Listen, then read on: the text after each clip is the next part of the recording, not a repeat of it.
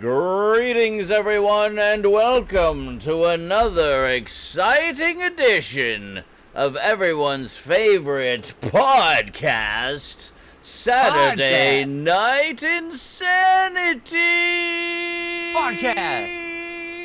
Podcast. Boy, I can't believe it's been a whole week since we talked to each other. I know. It's been so long.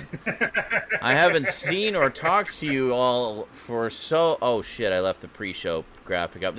So, yeah. Never mind. We totally didn't just do a 2-hour-long pre-show. Nope. Not at all. We definitely did not.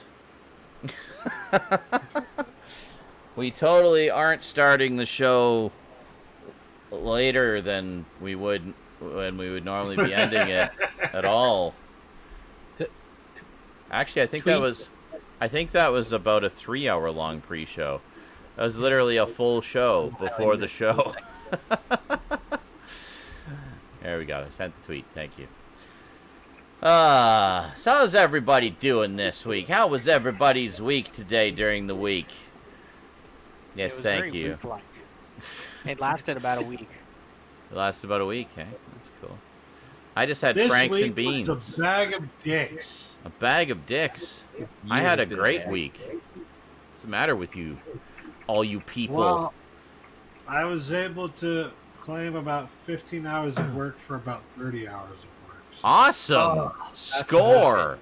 Welcome to the that's why this fucking that sucks. this fucking week has been bullshit. But I agree with this. Week has been bullshit. We'd like you to do just as much work, if not more, than usual, but we'll pay you half of what we normally pay you. Is that the gist of it there? they pay me the same rate, but they Yeah. want me to do twice as much as usual.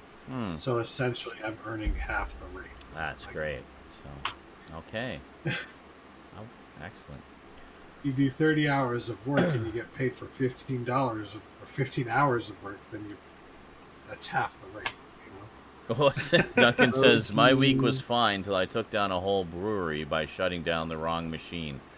Good one. Oh, no. Oh, shit. Oh, shit, brother. That's brutal. Oh, boom. Holy shit, 007. You've been waiting for that moment, haven't you? Here's a few red cents. Thank you for SNI and Fortnite fun. Phrase of the day, bag of dick. All right, excellent. Bag of dicks, indeed. Bag of dicks. Here's your $50 bag of dicks. I like... put a tweet out. Said, there aren't enough bag of dicks in the world for this year to suck. That reminds me of a picture I saw on the internet a while ago. It was a bag of gummy lighthouses, and the shape of the lighthouses literally looked like dicks. So it's like, you can give this to someone and tell them to eat a bag of dicks. There you go. I was like, those look delicious. I would eat all of those dicks. I got a copyright claim on actual Tony Hawk. dick shaped. They have those now. At the time, they didn't. It was like... What the fuck? Bag of lighthouses. Are you sure those are lighthouses? I legit just got a copyright flag in my Tony Hawk play slip through, which I turned the music off on. What? Shopping New York. It says Shopping New York, Tony Hawk's Pro Skater 1 and 2. Zoom in premium content. Did it have a They own the cutscene sound intro? effects, clearly. Cutscene Like, intro, what the maybe, with fuck? music in it? I turned off the music. But, There's no music. But yeah, cutscenes are usually pre-rendered, though. They're like just videos. There's no cutscenes. There's nothing. Well, what the No. fuck? Well, I don't know. Well, look at the time marker. They should tell you the time marker, and you can see what the fuck they're talking about. View options. Come here, YouTube Studio. You're too small for this. Yeah, you just go to the thing, and it should take you right to it. Yeah, people have been playing the Tony Literally Hawk the last 5 1. minutes. What? It's 30 People have seconds. been What? Oh, it's on Twitch. I don't want to play it. I thought it was on YouTube. Oh shit, you flagged. No, obviously. People have been playing the game. Just came out recently It's on YouTube? on Twitch, and they have been like muting all the music because they're like, I'm not getting fucking copyright flag for that bullshit. Yeah. Oh, yeah. Thanks. Yeah. And that's the sad thing about it is like, so now if you want to watch somebody play it on Twitch, chances are you're not going to get to listen to the music. No. Which is iconic music. 'Cause it's part of It's it. just the yeah. fucking reason Turn that shit people. off so One of the hard. reasons people. Oh, I know. want to And play it's it. like, well, in a lot of sports games, especially older sports games, are like that. Like one of their big selling points at the time was that they had these wonderful soundtracks of licensed music. Like one of my favorite games from that sort of era was SSX3. Well, actually, all the SSX games, but especially SSX3, which had nothing but licensed music for the tracks. It was a great soundtrack. I was introduced to so many great bands I'd never heard of before. And I loved it, and it was totally part of the experience, just listening to these great alternative rock songs and dance songs and rap songs and stuff, just bombing down the mountain and having DJ Atomica hyping you up in between races and stuff like that. It was great. It was so much a part of the experience. But yeah, with now with streaming, we can't do that. Or like the GTA games, like all of the GTA games, anybody? You basically listen to the talk radio stations, which quite frankly are the best ones anyway, but still, you can't listen to any of the music stations. So Most of the that's bullshit. video game companies don't mind if you fucking stream their content. No, if it's But like the their own fucking original music stuff. companies, Yeah, The music the companies music. get so fucking anal about it's it. always music. Yeah. Ah, it's so annoying. Well, and some of them really annoyingly so, where it's like even if like when I was when Fortnite introduced the radios into the vehicles, there's a couple different stations. One of which is just they call it the Party Royale station, which is just all Fortnite music, and that's all stream safe. But then they also have like other stations, which is all licensed music. And now they have a feature in there where you can mute all copyrighted music, and it's supposed to turn all that off automatically, but it was broken for a couple of weeks, but only specifically with the radio stations in the cars. It worked fine for everything else, like emotes and whatnot, that use licensed music. But the radio stations in the cars, it was broken, and it would not mute them. So you'd be spectating the guy who beat you, and he'd get into a car and be playing some like popular rap song. Boom, stream muted. Yeah. You know, or like I had a bunch of my full streams, which are on my Patreon exclusive playlists, which of course had some of those moments in it. So I put the streams through to YouTube for the archives and for the Patreon subscribers, and it was like suddenly I got all these flags up the yin yang. I'm like, what the fuck? Why am I getting flagged for Fortnite? I never get flagged for Fortnite. I have all this stuff. And I went and checked, and I was like, oh fuck me, it's those goddamn radio stations. So they fixed it in the last update, finally, thank God. But that was 2 weeks of being very annoyed. Trying to play. They just introduced the new season. I'm trying to play the new season, get this new content, and experience all this. It's all Marvel stuff, so being a Marvel fan, I'm all over that. But I was being put off playing because of this fucking copyright music issue. Muting parts of my stream and getting flagged on YouTube. It's just such a pain in the ass. But yeah, bottom line, it's always the fucking music. Oh my god, Blade, you brilliant bastard. What? New podcast episode, you don't say. Oh, yeah. That's alright, I died. Oh, okay. Bastard. It's not a podcast. Well, Blade. bitch, it is now. New podcast episode? You don't say. Oh, yeah, Yes. the Nicolas Cage meme. Perfect. It's fucking perfect. Excellent. So anyway, yeah, the music companies in particular are really anal, and I've had ones where some of those, for example, and some other ones where it'd be a matter of maybe 15 seconds of a song played unintentionally, and I'd get flagged for it. Others were ones that were parodies of songs. I've got one sitting in dispute limbo right now because I listened to a couple. It was actually, we were going through the soundboard here on Twitch looking for some new sounds to put on the soundboard, and some of them used clips from parodies of songs. They're not even the actual songs. They're parodies by independent parody musicians. But they sounded similar enough to the actual songs that they got flagged. So needless to say, I disputed the fuck out of those. I'm like, no, that is not Let It Go from Frozen. That is the parody of it entitled Fuck It All.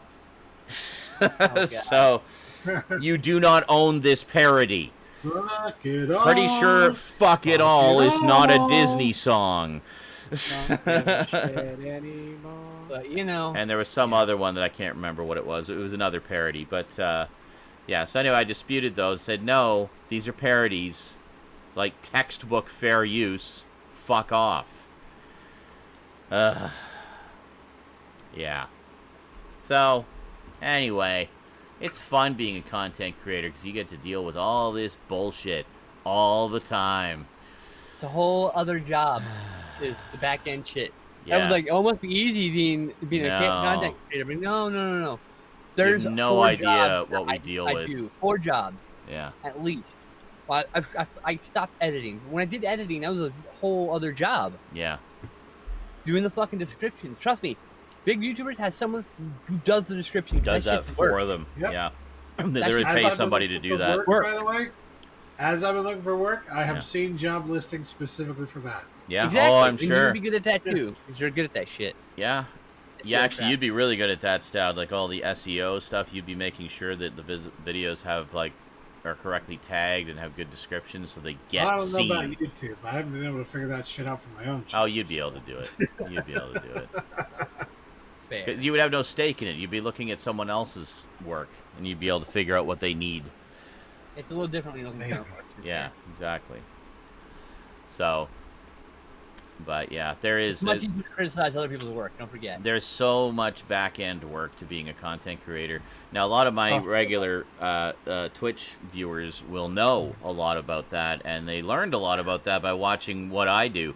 Yeah. Like when Making clips is a whole other job now too. Oh yeah, that's something I do. With people think, oh, you just post a bunch of Fortnite shit, blah blah. Do you have any idea how much work I put into that shit that you hate? Like so much work. Like it's basically a viewer. All a viewer is seeing is the final finished product. But take a typical like a Fortnite highlight video. You know, I have to scroll through my 12+ hour stream to find the clip I want. Say a victory or a funny moment or something like that. And I'm also going through it with a fine-tooth comb to find other little bits of stuff I might have forgotten that might be a funny video. So going through all of that and then clipping that out, sending it through to YouTube. And when it gets to the YouTube side, I got to make a thumbnail, got to make a description, got to put it on the playlist, got to schedule it, got to put tags in it, and all these other things. That's one of the easy ones to do. The other thing is when I do a quote-unquote real video. Okay, like the highlight videos take comparatively little time compared to making a real video. So a real video, set up the camera, set up the lighting, set up the microphone, have to record the audio separately, do my filming, import all of that stuff into the computer, import it into the, change all the file names, import it all into the editor. Then I got to match up the audio track with the video, go through the video with a fine-tooth comb to take out all the flubbed takes to make it look like I actually know what I'm talking about. Then put the titles on it, and render it, and then upload it, then do the description, then do the scheduling, then put it on the playlist. There's so much fucking shit you have to do. And then on top of all that, you have to do fucking thumbnails. It's and another thumbnails. job. Not even Thumbnails, kidding. yeah. So they pay people, the big channels, they pay someone to do that. There's someone Exactly. doing that part too. Yeah.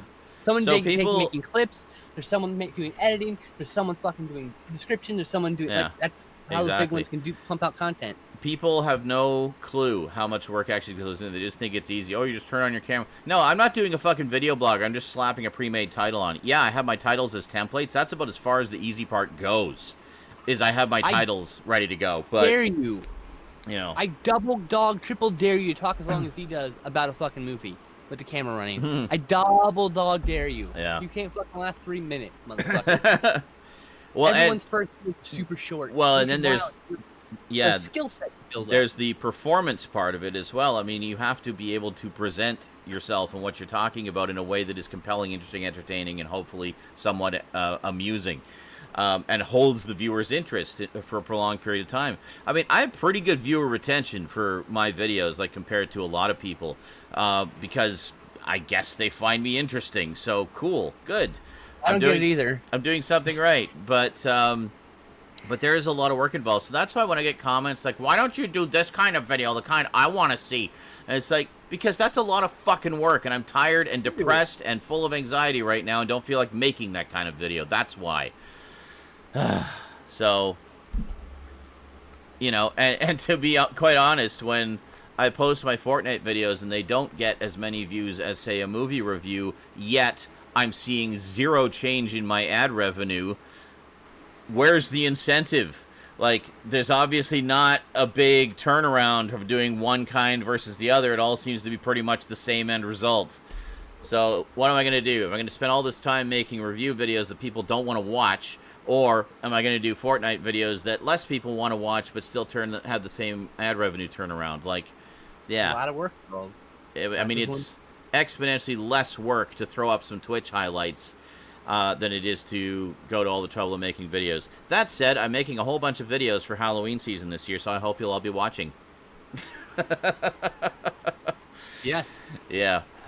I've got about 24 update videos that are currently in the works, as well as about 5 or 6 package opening videos, about half a dozen closer looks, and that doesn't even begin to touch all the reviews that I'm hoping to do this year too. So there's a lot of stuff coming for Halloween. I am busting my butt for you guys. I hope you enjoy the effort, but please don't whine at me when a few months go by where there's not the kind of videos you want to see. There's a lot of reasons behind the scenes that you don't see for why that is. One of the reasons I post so many Fortnite videos is because A, they're easy to make. B, it also establishes a regular posting schedule for content. I mean, I post 2 a day, spaced 12 hours apart. I don't think that's unreasonable. I could post way more. I have way more in the queue than what you see on a daily basis. But I'm putting them out slowly, True. 2 per day, you know? And It's very deep in that queue. I think that's... Eventually YouTube's going to be like, no. You're like, okay. I think that's very reasonable. But, yeah, not to mention the fact we're doing the SNI pre-shows now. Those used to be unlisted. We decided to make them public because a lot of people were having trouble finding them. And I thought, you know what, fuck it. Let's just make them public. It's a double show. Enjoy. So you'll be seeing those from time to time. probably on a more regular basis because some of the gang here said they enjoyed doing them. So we'll probably be doing them more. So you get the show before the show. Thank you. Thank you very much. We don't talk about any of the news. Thank you. Just hang it. Basically, it's the stick cam era. It's like very much like the stick cams, yeah. Or it's very, very you know, raw and real and unstructured. It's just us talking about shit. Shooting the shit. Shooting the shit. I think this week's pre-show was almost 3 hours long. So I mean, that's literally. Is it really? Yeah. I knew it was over 2. God damn. It's about 3 hours because I had only been streaming about an hour. Editing highlights, funny enough, when we started the pre-show. So yeah, it was about almost 3 hours, I think. So, sorry, as you may suspect, that was my fault. I get annoyed with that shit. For him having to deal with that shit, I get annoyed too. Because I had to deal with that shit too. It was not your fault, actually. That channel because I don't have the energy for it. You know? Yeah, no, it was not entirely your fault. I actually did receive some comments this week that kind of got under my skin. I saw some shit comments in your channel too. Just like, you know, oh, I guess you're not doing the Multimedia Chronicles anyway. Yeah, I fucking am. I do it when I feel like it because it's a shit ton of work to do those videos. It's a lot of work. And I don't want to half-ass them, okay? Would you rather me just pump out a bunch of videos and have them be shitty? Or do you want me to actually put in some effort and give you the kind of show you like and want to see? Like, come on. 25-minute rant from... All I ask is get off my fucking ass. You'll get some more videos when you get some more videos. Jesus Christ. Someone make a clip of this whole rant, please. I just get so sick of it. It just seems so... And you can upload it as a video. It seems so entitled to me. Like, just leave me, the content creator, alone to create content and just enjoy whatever you want. I don't expect you to watch or like or have any interest in absolutely everything I put on my channel. It's a variety channel. I put a variety of stuff on there. Watch what you like. Don't watch what you don't like. It's that simple. But bitching and moaning to me because I don't happen to be producing the kind of videos you want to see at that particular moment in time doesn't encourage me to do more of them. If anything, it makes me feel like just shutting the whole fucking thing down and spending all my time on Twitch actually having a good time with viewers who aren't entitled fuckwads who just want what they want all the time and everyone else can go to hell. I love you. Thank you. I love you too.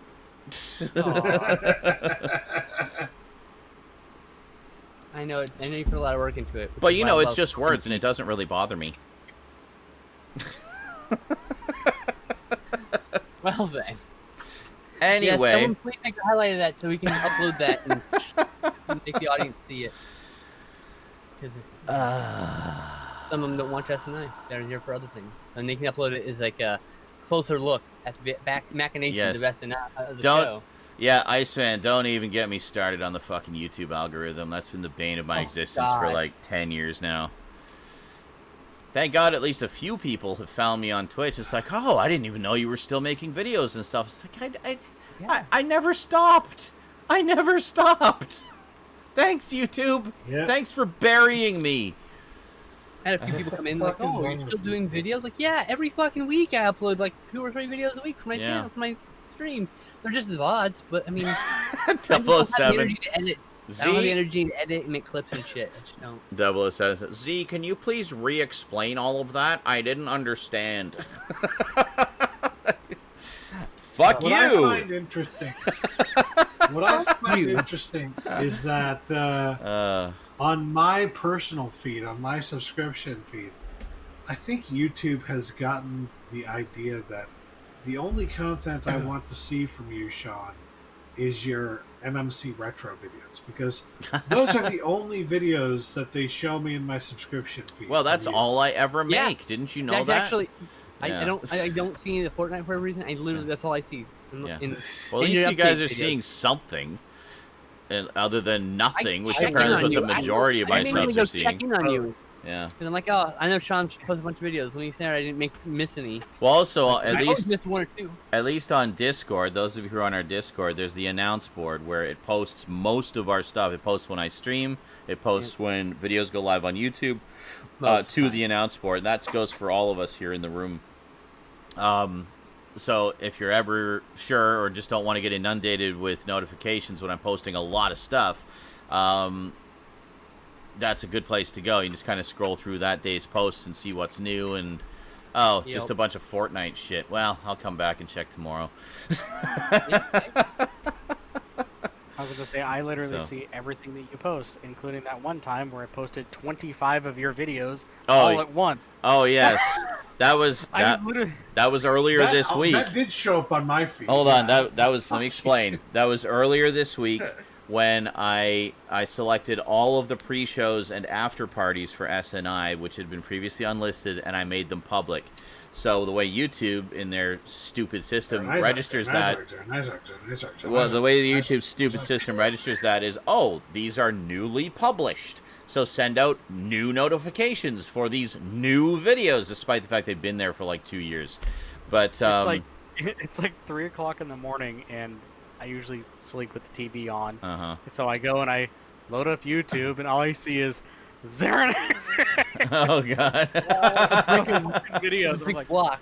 Yeah.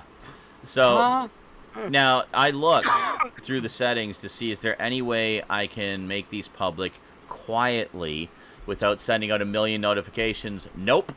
There is no way to do that. Anybody who made them all as live premiere. Yeah, anybody who has clicked the bell, and I apologize for this. I looked, I tried to find a solution, there was nothing, but anybody who's clicked on the bell would get a notification or an email letting them know that each and every one of those videos went public. Thankfully, I didn't get too many complaints about it. I think only from Garbage Gamer, actually. It wasn't really a complaint. It was just like a, what have you done? What did you do? You blew it up. But yeah, no, it was, I couldn't think of any other way to do it. It's like, well, I can dole these out slowly, or I can just do it in one big kablamo. So I decided to do it in one big kablamo, and that was that. So it was literally a shotgun blast. Just nuclear explosion of SNI pre-shows. The bird shot of YouTube videos. Did I hit anything? It's like... Yes. You're talking about the vent board 007? Yeah, well, that's what it's for. Although I tend to, I sometimes vent in text form, like if I'm ripping a troll a new asshole or something, but I tend to prefer to vent verbally, just to kind of feel that energy and get it out, and there you go. But, yeah. You do laugh at all the dumb trolls, though. The really dumb ones. Oh, God, yeah. Loser. Absolutely. We definitely mock all of you in private. Absolutely. We don't get angry. We don't get sad. We don't get hurt. We laugh at you for even trying to in some silly, childish way. Yep. It's like, wow, really? That's the best you can do? Okay. What a loser. Loser. We will laugh at you, not with you. Okay, well, we should probably get into the news here. There's quite a few things to go through, I think. Oh, yeah, there's quite a lot here. Okay, let's see what we got here. Oh yeah, right off the top here. Official trailer for Denis Villeneuve's Dune. The first of a two-part feature adaptation of Frank Herbert's science fiction novel about the son of a noble family entrusted with the protection of the most valuable asset and most vital element in the galaxy. So we finally got a trailer for that this week. Two-part. I know two-part for right now. It is two. Oh, okay, yeah, it's a two-part adaptation. You're giving the story time to breathe. And I hope each part is like 3.5 fucking hours long. But yeah, I don't know. The trailer looked kind of boring to me. Anyway, I never clicked on a new trailer so fast. I've been waiting to see if they're going to do another adaptation. Is Beetlejuice a prequel? Huh? Is Beetlejuice a prequel? Because that worm is really familiar. Oh, God. Totally. That was my favorite dumb take. Yes. Anyway, as a longtime fan of the franchise, I'm really excited about this one. Love the director. I think he's done some great stuff. Blade Runner 2049 was amazing. And I'm outside my door right now. The what? It looks like Blade Runner 2049 outside my fucking door. Oh, yeah. Oh, God, with all the wildfires. Right? We started to get some blowover from that here. Actually, our sky was yellow and weird looking today too. Oh, so lovely. Yeah, it's all over, and you can smell it. You can even smell smoke. it a little bit. But yeah, it's drink lots of water. I got a funny story about that. I woke up to a room full of smoke. I found out my window was open a crack. Oh God! So I thought the house was on fire when I woke up. Oh great! I burst out of the bedroom and smoke billows out with me. So I look like a stoner. I look at my dad and I just go look around. There's no smoke, no fires. Like my window must be open. Yeah. Fuck. But like I just got scared. I was like terrified for a second. Like, oh my God! That's a fun way to wake up. Yeah. In abject terror. So anyway, smoke. Anyway, Dune looks really good, and I'm really looking forward to it.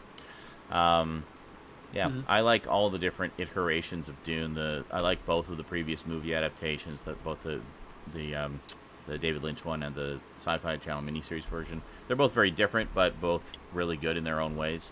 Love the original book. Love the video games. I just love that whole world. It's great stuff. Did you play a board game though? No, I did not play the board game. That's really expensive, so you can't. But yeah, was it based on the movie? I'm assuming. Book. Oh, based on the book. Oh, okay, cool. I don't think I even knew there was a board game actually. Oh yeah, but in the 70s. I asked. Cool, that'd be neat. Got the official trailer for the third season of the CBS All Access series Star Trek Discovery, premiering October 15th. I still got to watch more of that. I've only seen like the first 2 episodes. I liked what I saw. I don't know what everybody's problem is. Official trailer for the drama Nomad Land. The story follows a woman in her 60s who, after losing everything in the Great Recession, embarks on a journey through the American West, living as a van-dwelling modern-day nomad. Stars Frances McDormand in the main role, and written and directed by Chloe Zhao, who is also helming Marvel's Eternals. That sounds great. I would love to see that. I'm sold. Yeah. Great premise, actress I care about. Let's go. Yeah, for sure. Official trailer for the Hulu original film Books of Blood. Nice. Premiering October 7th. Based on the book by Clive Barker, a journey into uncharted and forbidden territory through 3 tales tangled in space and time. Nice. So basically doing much as the books were, an anthology film. Very cool. I'm pretty sure there were more than 3 stories in the original books, so hopefully it does well and we get all of them. Right. Official trailer for the Netflix original film Rebecca, premiering October 21st. Based off the novel of the same name, a young newlywed, played by Lily James, arrives at her husband's imposing family estate played by Armie Hammer. The estate is played by Armie Hammer. Oh, the husband is played by Armie Hammer. Okay. On a windswept English coast, and finds herself battling the shadow of his first wife, Rebecca, whose legacy lives on in the house long after her death. The same novel was adapted for the big screen in 1940 by Alfred Hitchcock. Interesting. What's it called? It sounds very familiar. Rebecca. Yeah, that explains it. Yes. Rebecca, of course. Yes. Another remake of Rebecca. Yes. Like three or four adaptations. Or another adaptation of the novel. Yeah. That story, by the way, like they've borrowed from it for a lot of different other movies as well. Oh yeah. Yeah. I see. Official trailer for the AMC original series Soulmates, premiering October 5th. The series is set 15 years into the future when science has made a discovery that changes the lives of everyone on the planet. A test that unequivocally tells you who your soulmate is. Interesting. That sounds like a Black Mirror episode. I know, right? That's nice and all. Well, there actually was a Black Mirror episode that was a similar idea. It's called Kill the DJ. That's nice and all, but one of my favorite episodes, actually. Will the story have all the fucking crazy people who deny it and say it's bullshit and, Probably. I hope so. I hope they have that side of it. Well, they have to, kind of, in order for it to be... human determination, man, that's like the thing. Yeah. But yeah, the Black Mirror episode was called Kill the DJ. It was very good. It was one of my favorites. It was a great story. Official trailer for the fantasy comedy Mandibles. Two simple-minded friends discover a giant fly in the trunk of a car and decide to domesticate it to earn money with it. Written and directed by Quentin Dupieux, who previously directed 2010's Rubber. Oh, there you go. The one about the killer tire. Nice. Giant fly. All right. A giant fly. Rubber is a great movie, so I expect this one to be good too. I think that was one of the... Rutger Hauer, did he pass away a couple years ago? Like just this past year, I think. I think that was his last, or one of his last movies that he did was Rubber. Was he in that? I don't remember. Yeah. I vaguely remember the audience walking around slowly struggling to that. The most recent one I remember seeing Rutger Hauer in was Hobo with a Shotgun. Oh, yeah. A lot of people crapped on Rubber, but it's like actually like a bit on the nose, but it's saying something about the audience of big budget action type films. Oh, really? Yeah. Interesting. It's meta. It's very meta. I might have to check that out. Not for everybody. Some people think it's boring. Some people it's stupid. Whatever. That's fine. I really liked it. Sorry, I'm yawning so much. It was marathon day yesterday and I didn't get a lot of sleep. Yes. Anyway. Robert Howard movie. Official trailer for the AMC original series The Walking Dead World Beyond, premiering October 4th. The series, set in Nebraska 10 years after the apocalypse, features two young female protagonists and focuses on the... Oh, I remember hearing about this. Yeah, they had a teaser for this a while ago. And focuses on the first generation of come-of-age in the apocalypse as we know it. Some will become heroes, some will become villains. In the end, all of them will be changed forever. Yeah, I remember they put a trailer, or a teaser out for that like a year ago, I think.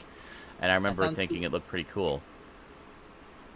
Yeah, it's basically this group of kids that sort of live in this closed society after the apocalypse, and they decide to get out and see what the world's like out there, and discover a lot of things about themselves in the process. And I'm guessing deal with killing a lot of zombies too. Based on the premise. Yeah, no, it looked great. I thought it looked really like a really cool idea. I like apocalypse movies. Me too. I didn't think I'd be living in one, but Yeah, well, hey, good thing we like apocalypse movies. Now we're ready. Yeah, we're all gonna die. Hey, I got my bag of rice. I'm good. And you get like fucking 3 weeks of food prep. Yeah, basically, yeah. I saw you doing that. I did, yeah. I did a couple more cooking streams this week where I did a whole bunch of food prep, a bunch of different types of meals. Literally 50 pre-prepared meals filling my freezers now, just ready to rock and roll. So like Lego bricks. Oh yeah, I had to like kind of Tetris them into the thing after a while to make room, but yeah, they all fit. Got them all in there. Yeah, so official trailer for the post-apocalyptic film 2067. By the year 2067, Earth has been ravaged by climate change, and humanity is forced to live on artificial oxygen. Interesting. This kind of sounds like Air Raiders, the old 80s cartoon. An illness caused by the synthetic O2 is killing the world's population, and the only hope for a cure comes in the form of a message from the future. Send Ethan White. Starring Cody Smith McPhee in the leading role, who previously starred as Nightcrawler in X-Men Apocalypse and Dark Phoenix. Nice.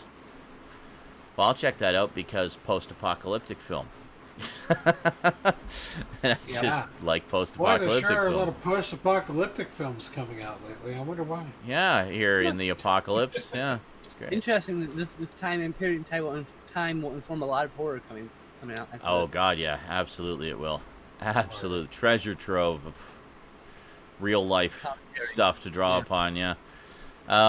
Official trailer for the Netflix original film Hubie Halloween, premiering October 7th. Oh, God. Despite his this is the one you were talking about. I thought you were joking.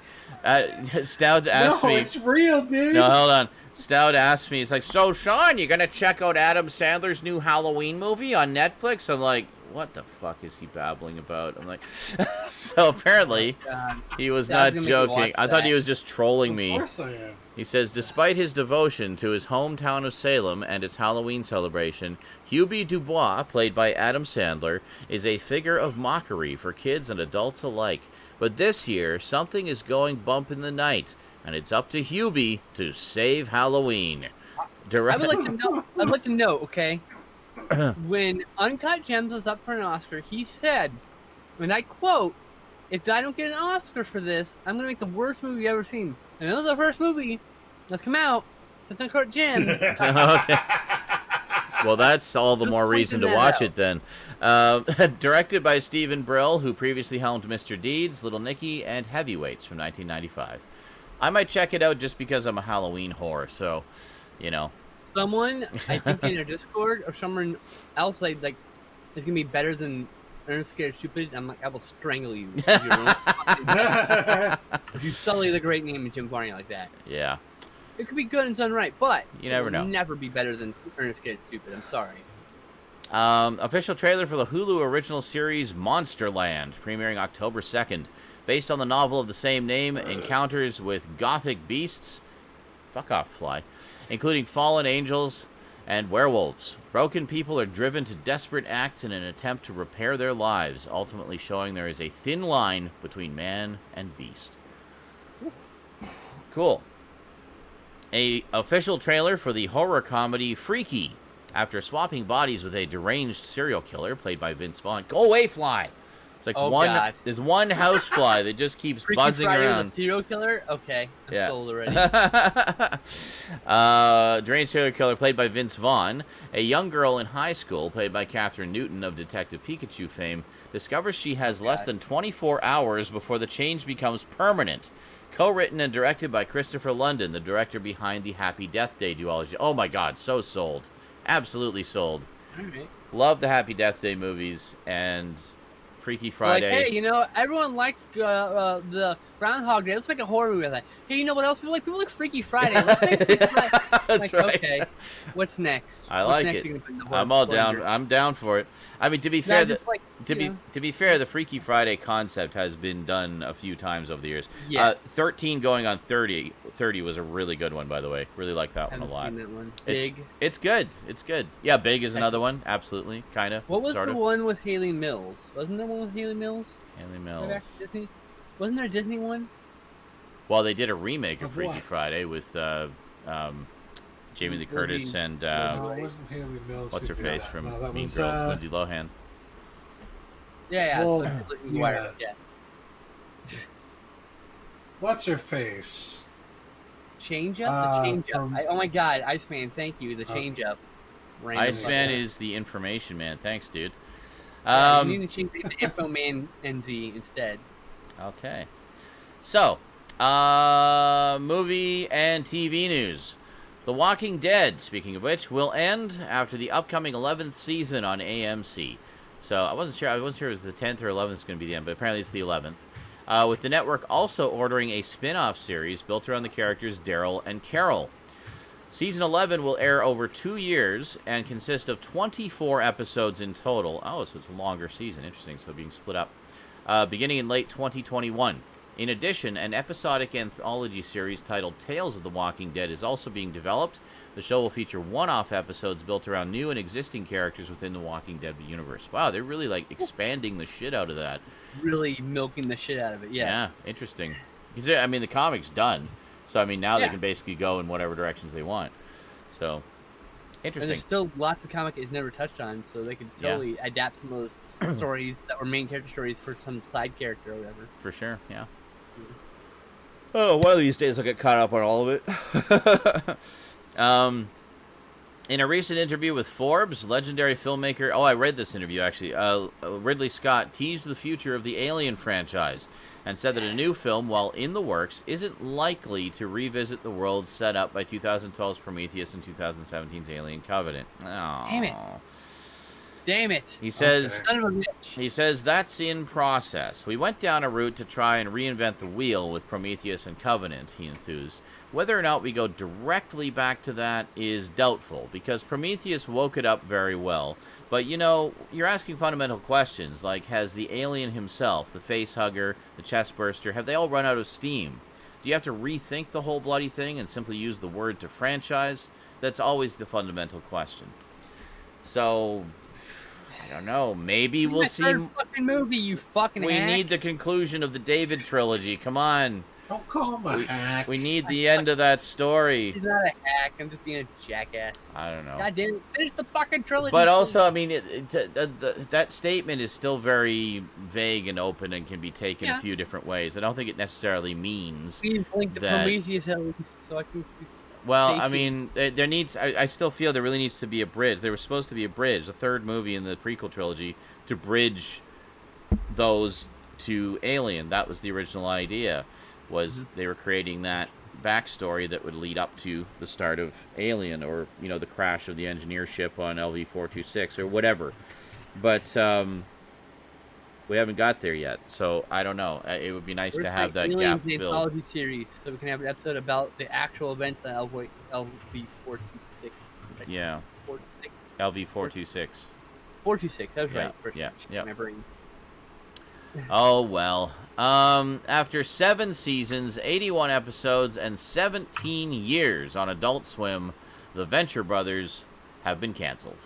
Oh, yeah. That's Fuck it. me. That's a pretty long... That is a really Long long run. run. The creators that had is a more long places run. they wanted to go, and they're kind of unhappy with it, I guess. With the ending. That's unfortunate. So that's unfortunate. A sequel to Sacha Baron Cohen's blockbuster 2006 comedy Borat, Cultural Learnings of America for Make of Benefit, Glorious Nation of Kazakhstan, has been secretly shot and screened.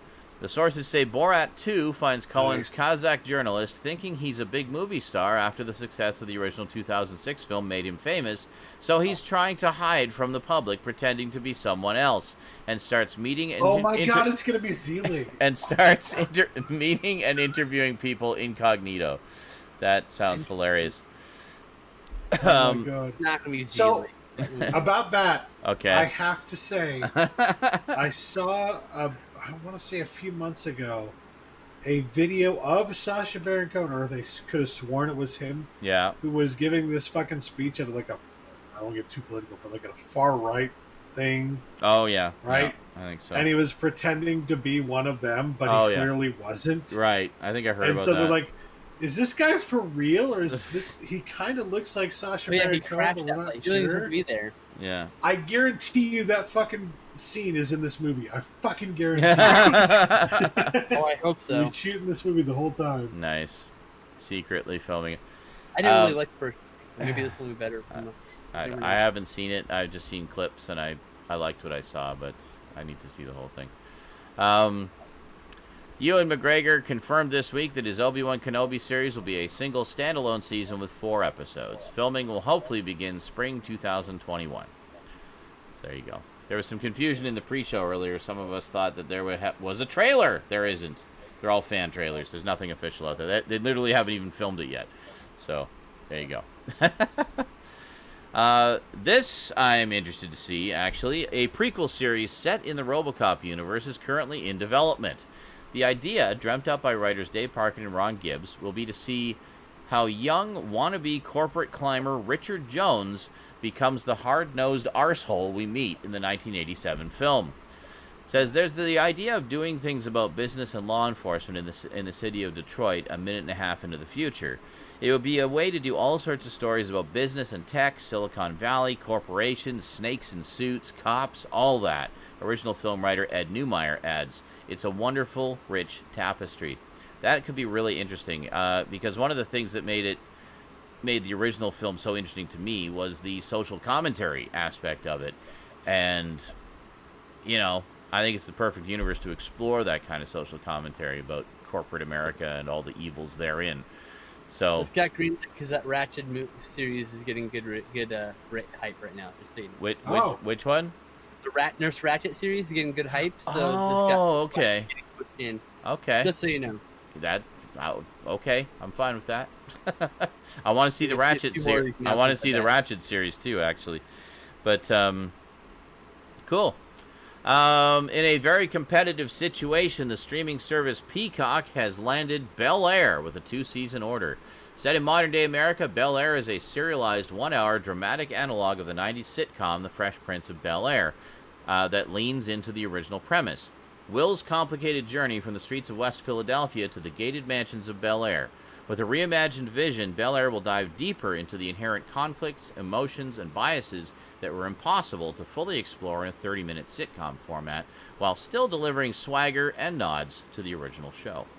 Actually, very curious to see that, because and as far as I know, Will Smith is in it, isn't he? Or he's at least involved in it. Not only is Will Smith in it, apparently all the original fucking actors except for Uncle Phil Savage. Yeah, of course. Are in it as well. Wow! So, like, awesome. The butler, Aunt Viv, like everybody's fucking in this. Really? There was a fucking picture of them together on set.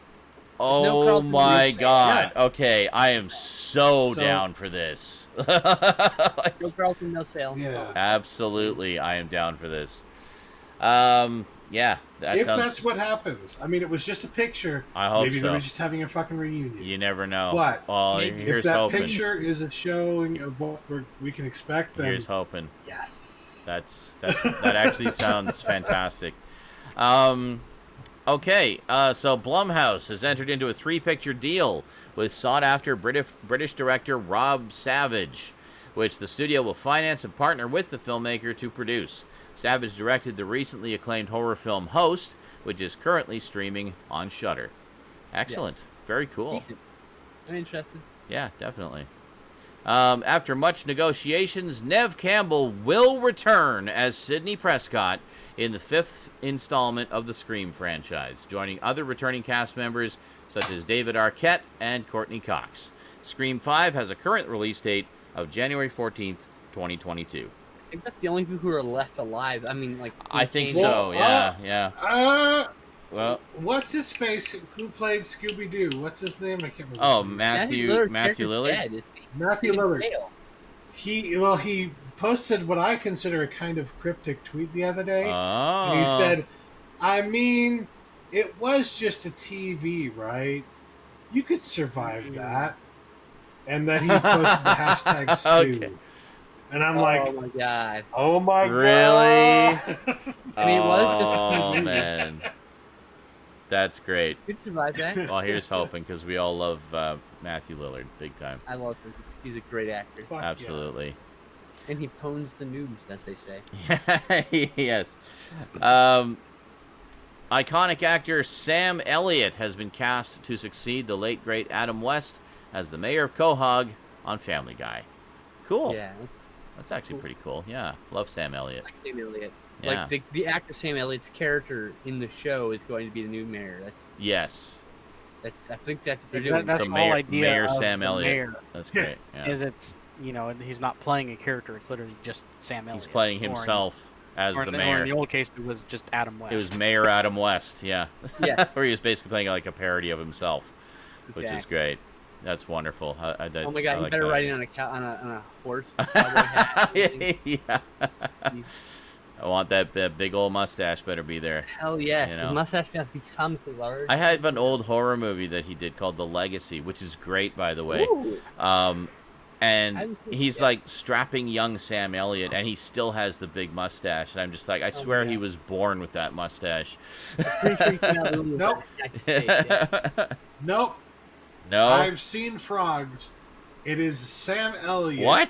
Without his mustache. What? Now we got some frogs. Oh my god! To see the mustacheless It's such Sam a Elliott. bad movie. I don't want to watch it again, but I will watch it for you. But oh my god, it's so bad. You can watch It's so fucking boring. Creepy Halloween. You're gonna get fucking frogs. Yeah. Look, there's Fair enough. Fair enough. So, receipt will be paid. okay. In renewal news, DC's Doom Patrol has been renewed for a third season on HBO Max, while the fourth season of Young Justice has an official title, Young Justice Phantoms. Okay. Wait, the fourth season of Young Justice? Yes. What? Jesus, I'm old. I didn't know that had a first season. Yeah, it came onto one of the streaming. It might have been DC Live Universe had action? it originally. No, animated. Oh. Yeah. Oh, I thought it was like another one of the live. Like, how many live action shows No, is no. that now? It's animated. It's animated. The universe has got Doom Patrol. Young Justice is one of those. It originally aired like several years ago. They did like 2 seasons, then it was canceled, and then they brought it back on one of the streaming services for a third season. So it sounded like you were talking about like a part of the live action universe, and I was like, holy fucking shit! No, really? no. But that would be cool. But no. The Academy of Motion Pictures Arts and Sciences has announced changes to their award categories, standards promoting more inclusive representation, and standards promoting more inclusive employment. Films will need to meet the standards in 2 of 4 categories in order to qualify. Excellent. Good for them. And that is it for the trailer and movie TV news. What do we got in video game news this week, Mr. Garbage Gamer?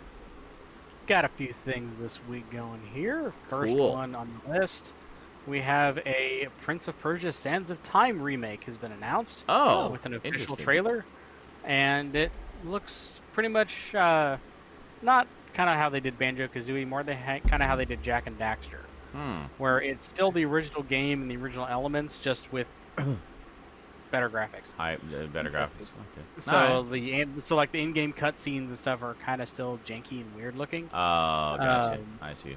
So, but like they've brought up the detail. There's new textures, new lighting, and all that kind of stuff. But it's still like the main core bones of the game. Right. So, but other than that, it's the original Sands of Time. It's the one Prince of Persia game everyone liked. Okay. I thought they liked the other ones, like the trilogy.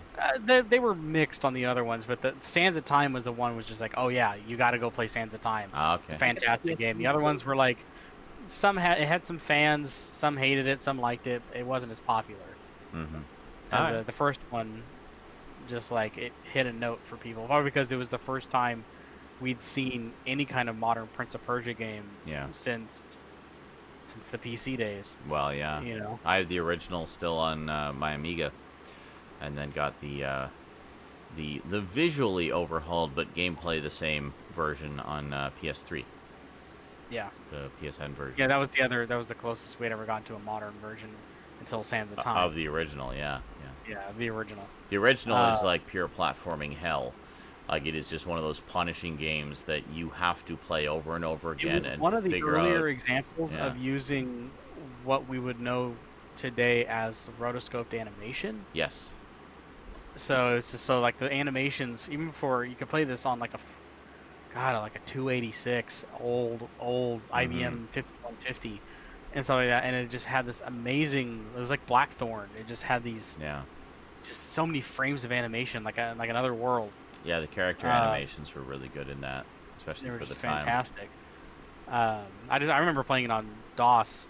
I remember being so frustrated, not knowing how to defeat the very first enemy that you meet, because like the sword play was just so precise. Yeah. You had to stand in like the perfect spot and hit it at the right time. As a young kid, I never figured it out. So it's just that those first like 4 or 5 rooms was always those are burned into my mind. I can get through those in any version of the game without even thinking. But anyway, so yeah, Sands of Time remake coming out pretty soon. No announced date, just a reveal trailer. But this one coming holiday 2020, and a lot of people were kind of wondering because there were some hints about it, and most people were upset when it got removed from the PlayStation Network for licensing reasons many years ago. Oh, I know what this is. And they announced that Scott Pilgrim versus the World of the Game Complete Edition is coming holiday 2020. Yeah, I'm definitely gonna get that fucking game. I'm gonna grab it this time. I saw the demo on my PS3. Yeah, the game. So do I. Yeah, I got the demo, played it. I had not seen the movie yet, so I was not yet really big into it. Oh, so I was just like, oh, this is okay, whatever, but whatever. Huh? Yeah, no, I saw it eventually. I just didn't see it. Okay. I hadn't seen it at the time. That's what I'm saying. Okay, just double checking it. But yeah. So anyway, so I played. Damn it, you made me weak. I can't open the jar. Played the played the demo, thought it was okay, saw the movie later, and loved it, and wished I had gotten the game, but then the game was gone. See, what's funny though is the game is more based off of the indie comic. Yes, the original comic. Yeah. Has really actually very little to do with the movie. But that was my point though, is like I hadn't read the comic either, so I mean, and I still haven't. But so I wasn't familiar with that world. I didn't get the jokes or the humor of it because I hadn't had any experience with it. So after seeing the movie, then I got it. It was like, oh, okay, it's a lot of like video game and retro references and stuff like that, and little manga, playing the game, the only reference I picked up on was the name of their band. Oh yeah. Was Clash at Demon Head. Yeah. Which was a very popular NES game, and even the main character from Clash at Demon Head actually shows up in the game in the crowd in the background. That's cool. As a reference. That's the only reference I got from the game. Yeah. So yeah, that's River City Ransom comparison also. To be fair. River City Ransom. There's New Retro Rampage, I think is another one, or Retro Rampage is called.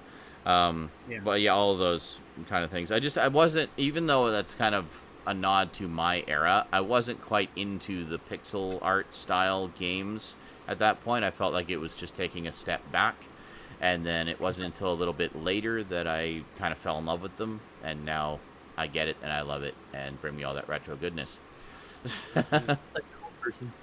Well, yeah, it was just, how you go through different phases in your sort of mental life. Like, it's like, I don't like that old thing that I used to like because it's old and I'm better than that. And then you get nostalgic for it, and you're like, I really like that old thing. What was I thinking? My cynical 20s or whatever. But it took me many years to realize how nostalgia worked. Yeah. And it's that exact concept. It's, you get tired of there's certain things about modern whatever it is that tires you and you wishes for something simpler. That's where part of it. That's the pure basis of nostalgia, is you're wishing a time where life was a lot easier. This could have been the center of your attention for a long period of time, and it was a lot more interesting back then to you. So it's a complicated thing. But holiday of this year, getting the complete edition of Scott Pilgrim versus the World, the game. Excellent. Look forward to that. Next one, we have a new trailer for the new Crash Bandicoot 4 game. Crash Bandicoot 4, It's About Time. Nice. We got gameplay of, because there were some questions of they're going to be able to play as more than just Crash. And they have a gameplay reveal trailer of being able to play as Tana, which is Crash's sister. Okay. So, which was playable. You could play as other characters from the later Crash games, like Crash 2, I believe. You got to go back and play through the levels as different characters to reach different areas. So so the new game you'll be able to play, as we know so far, Crash and Tana. So. Okay then. The next one is another announcement trailer for a sequel to Hyrule Warriors. Oh, really? Hyrule Warriors Age of Calamity. Now, this is a Hyrule Warriors game that is solely based in the world of Breath of the Wild. Keying the title Age of Calamity because It bases around the enemies of Calamity Ganon, Okay. which is the main Ganon villain in Hyrule Warriors. Plus all the art style, all the characters you play as you get to play as all the sages, and stuff like that. And it looks really good. I like Hyrule Warriors because I've always loved the Dynasty Warriors games. Right. So this is just another Dynasty Warriors game, except, yeah, it's a 100-year prequel. It's set in, and if you've played Breath of the Wild, you'll know exactly, when you start playing it, you'll know exactly what time period it is. But it's set in that same world, though, with, the Sheikah tech and all that fun shit. So, yeah, it looks pretty good.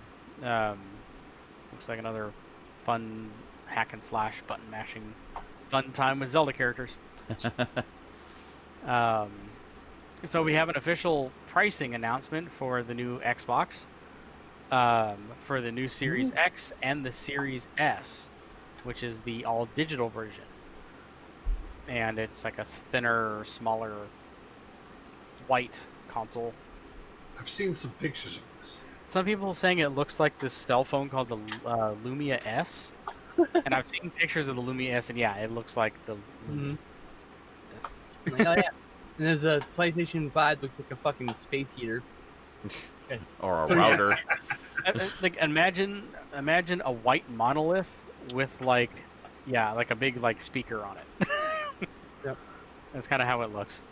But anyway, the pricing they've confirmed, the Xbox Series X will retail for $499, and the Series S, the all digital, will retail for $299. Wow, that's Okay. not bad, actually. But the only caveat, I've done a bit of research on this because it's a hardware thing and I'm interested in it. Let me guess. The Series S will not be as powerful as the Series X, which justifies the price point. Also has no optical drive. Yeah, it has no optical drive. It's an all digital. Does it have a hard drive? What's the hard drive size on it? Yeah, 512 gigabyte SSD. Not enough. No, Do Not both enough. of them have that size, or is it just the I two think different- no. I think the Series X is a terabyte, Yeah. Wait a minute. How much was it? 512 gig. No, no. It's not a lot. And the reason why they're doing this, It's like and I can 5 see it from a games mile with away. today's game sizes. The reason why they're doing it, and I can see it a mile away, is because alongside the Series S and the Series X, they're advertising and they're wanting to release their expandable storage, their proprietary expandable storage options that you can buy. Fuck's sake. Which is that's why they're giving you not ample storage. I hate proprietary bullshit. Mm-hmm. So Hate it. yes, they're partnering with Seagate. And thank you for that. Seagate's Xbox 1 terabyte expansion cards for $200. Actually, perfect example of that. Rosie found her old digital camera and wanted to transfer some of the old pictures and videos and some new ones that she'd taken over to her computer. So she was looking for a USB cord to plug in. It's an old Sony camera and only uses designated Sony connections with the Sony connector because nothing else fucking fits.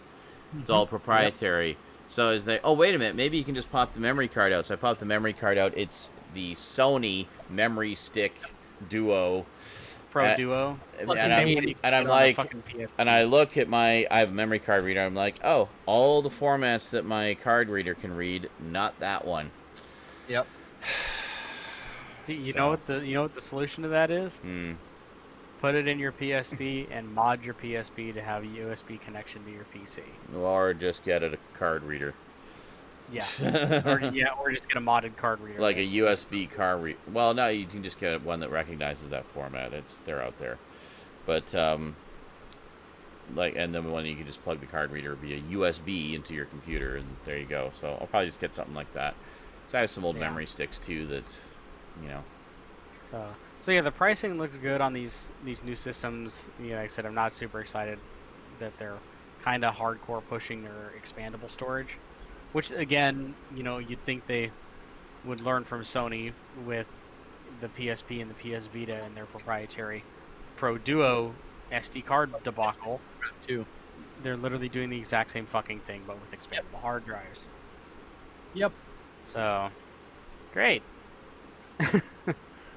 So the last bit of news here, I'm just going to read off just exactly as it says. It says we want to show you for the very first time an in-game screenshot, which I will show here in a second, using the new Can It Run Crisis graphics mode, which is designed for Crisis Remastered to demand every last bit of your hardware with unlimited settings, exclusively on PC. And I'm literally just going to show my camera because it looks fucking real. Okay. So. Oh, there we go. It literally looks like a fucking photo. Wow. Look at that photo that guy took in that strange land he went to in real life. Like holy crap. Hold on. Wow. Hold on. Hold on a second. Hold on a second. Hold on a second. Hold on a second. There. A little better there. A little better. Still hard to tell, but you can see a little better. Look at that full HDR quality. Through that 720p webcam. On top of this unlimited detail option called, and the option is literally going to be called Can It Run Crisis? Okay. Yeah. And that's the new graphics mode. They also did announce, I cool. didn't put it in this little description here, they are bringing HDR support. Meow. 80. Meow. So let me sit down until I pay attention to her. Yeah, she knows. That's her. Pick me up the stairs. Yeah. But, turning myself into a hoop so you can more easily pick me up. Yeah. She usually wants some attention. Yeah. So yeah, I mean, they did get some criticism when they announced a Crisis remaster with the whole idea of it will run on a variety of hardware, including consoles, and everyone, of course, the PC master race was just like, you know, this is a travesty because, you know, it's not breaking our computers. Yeah, right. We're building these epic rigs and you're making them run on potatoes. You know, so like, what the fuck? So this is them responding. You're like, all right. Yeah. We're going to put on a Can It Run Crisis mode. Yeah, have fun. Because that was the whole idea of Crisis back in the day, was it was running on technology with graphic settings that were just so crazy off the wall that there literally did not exist a computer configuration that a consumer could buy that would run the game at even 30 frames per second. Yeah. It physically did not exist. It became a meme bench test. Yeah. Yeah, it became the Can It Run Crisis. Sorry, Major Matoga was just saying apparently PlayStation has a PS5 event this Wednesday. And he and I think the rest of us are also hoping for price details and a release date. Would be nice. Release a $200 unit to compete. Yeah. Yeah, I think Sony in this time around. Well, the digital-only one would probably be cheaper, I would think. They were doing the same thing they did with the PS4. They were waiting for Sony to announce the pricing of their system first. Yeah. So Sony which didn't. Fell into their hands pretty cleanly at E3 that year when they had Microsoft's press conference aired first. Yeah. So they literally were just in the audience with notepads. Yeah. Going, yep, not going to do that. Not going to do that. So. Oh, hey, Spielman. Yeah, just give me a second. I'll find. Sorry, I just saw your question there. I'll grab that for you, dude. He's asking for a link to the Hammer set. I fucking remember that when the PS Vita memory cards came out and they're fucking expensive. Bullshit. They're still expensive. They never got cheap. They will never not be cheap. The PSP memory cards are still pretty expensive too. Yeah. Bootleg knockoff brand Sony Duo cards, like it does not. They don't work. They're not reliable. No.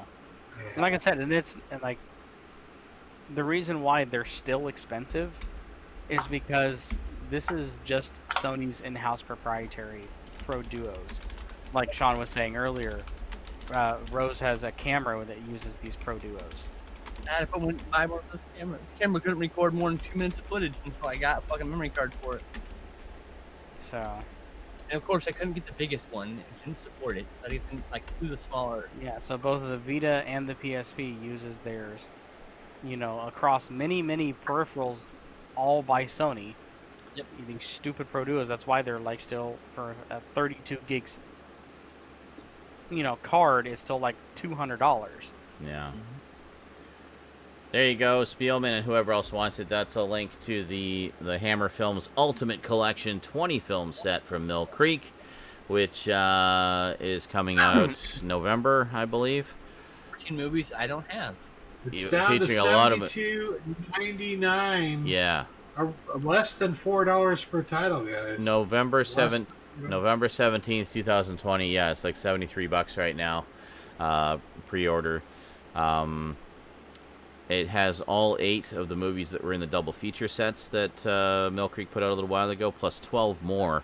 Most, if not all of which, are new to Blu-ray. They've never actually been on Blu-ray before in North America, so pretty exciting. Hell of a deal. Must buy. Some of those have UK Blu-ray, but most of those have not had any disc Blu-ray at all. Well, yeah, I don't count UK. I mean, that's why I say have not had a Blu-ray release here. Here. Yes. Really good there. D-Large, like I mentioned before, the reason and of thank the you for the massive support. price difference between the non-drive or the digital version and the non-digital Xbox Series is because the Series S is reportedly slower than the Series X. And yes, I did jail. Sorry, go ahead. So there's some hardware limitations physically also. On this PS4, is there games I can't play because I don't have a Pro? Oh! The hell? No. That was the whole... Use your crotch as a launch pad? The whole thing. Whole way to the cat. Pets and babies do that all the time.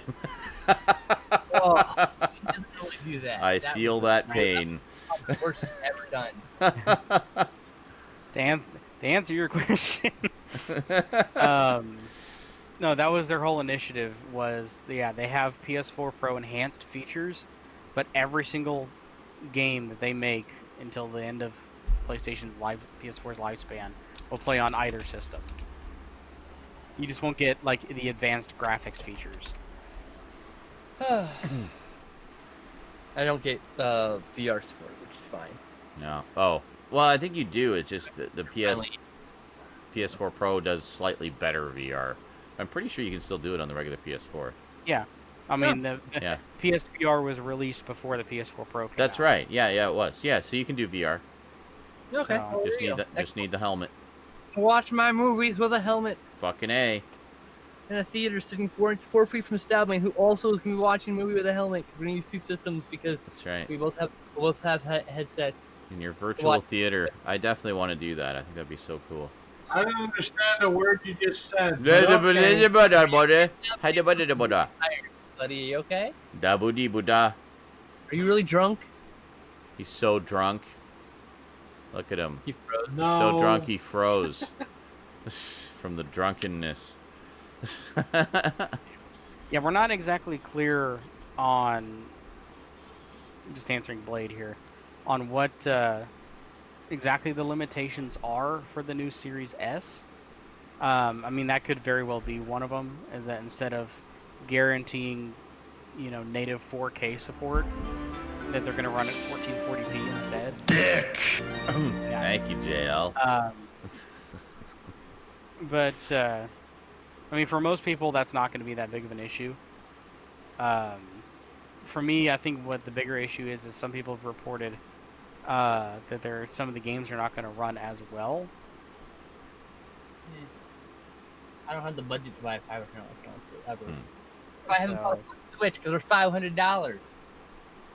Oh shit. Yes, he does, Legally Blind Gamer. Yes, I like Kong's Quest 6. Kong's Quest 6 is great. Kong's Quest 6, The Search for Bananas. Is that it for the gaming news, or is there anything else? Or Yep, that's it. Okay. Cool. So some people died this week. I just love how there's no way we can ever Why do segue we into always this have to subtly. end like this? Let us end in misery and depression. Maybe we should just stop doing them in memoriam. I mean, it's, I don't No. know. Just because it's an awkward segue doesn't mean we should ditch the segment. Come on. Let us respect our fallen, people. Or maybe we should, do it first and get it out of. Or we can do it first, and then, first, just yeah.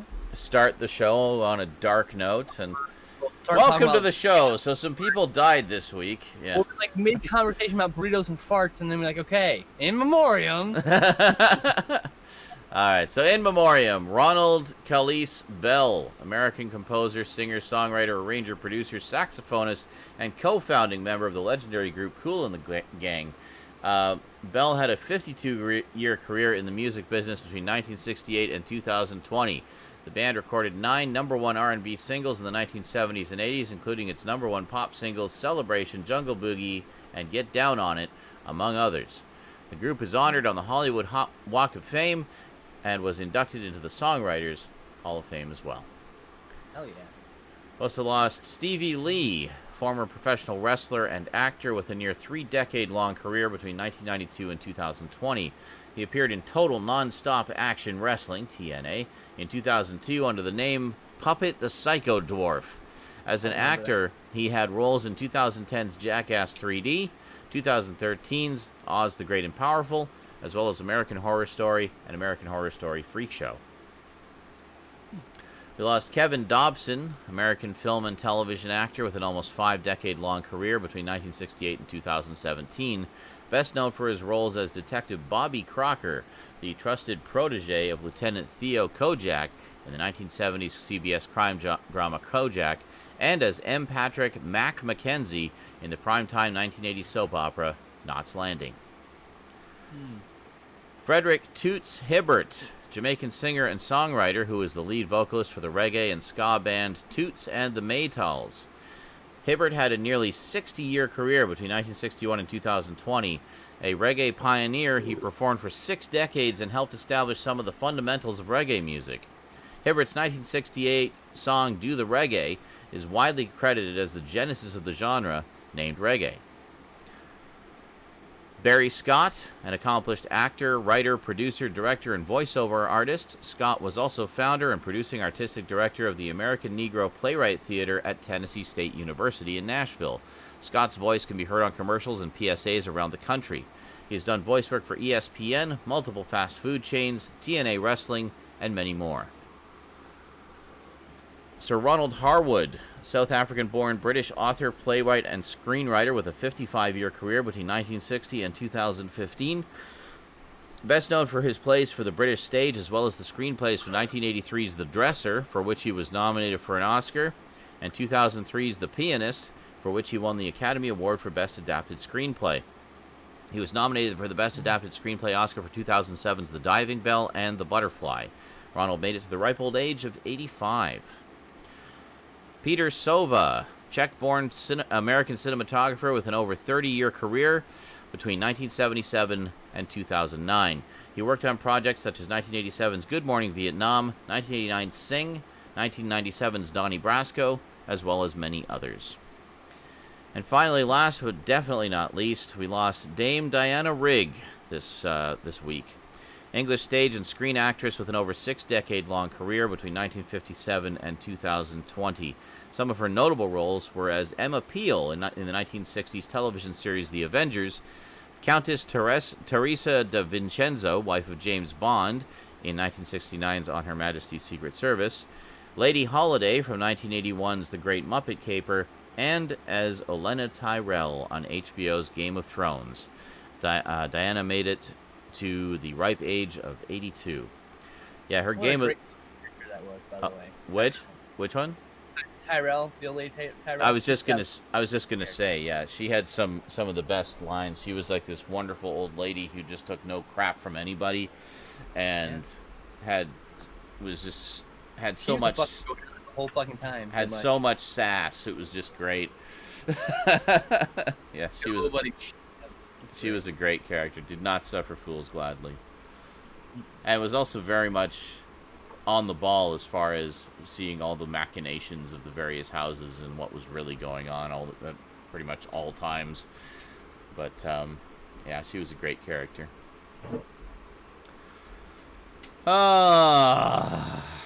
So pickups.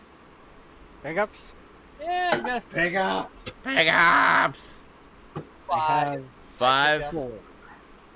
Eric has 4. I Stout. have 2. 2. All right. And I technically have 1, but actually 2. Yeah. Who wants to go first? Fight amongst Bird, yourselves and Lively decide. bunch. Into the Jello pit. Whoever wins gets to I'll go first. I Who? ain't getting it. What? I ain't getting in no jello. I will go first. Stout will go first. Okay. Okay. Hold on. So Hold on. Wait. There's all kinds of noises happening. what I got was this, and then I got this, and that's the end. Chelsea is hosting me very loudly. Thanks, Chelsea. Okay. Like, I also had to get my book out of your face. Okay. You have the floor, good sir. Ooh, I new got keyboard. this keyboard. Nice. Is it nice and clickety-clackety Yeah. and loud and you can't demonstrate because Well, it's you've going been to able trigger to things. hear it. Oh, there we go. Sure. Ooh, it lights up when you push buttons.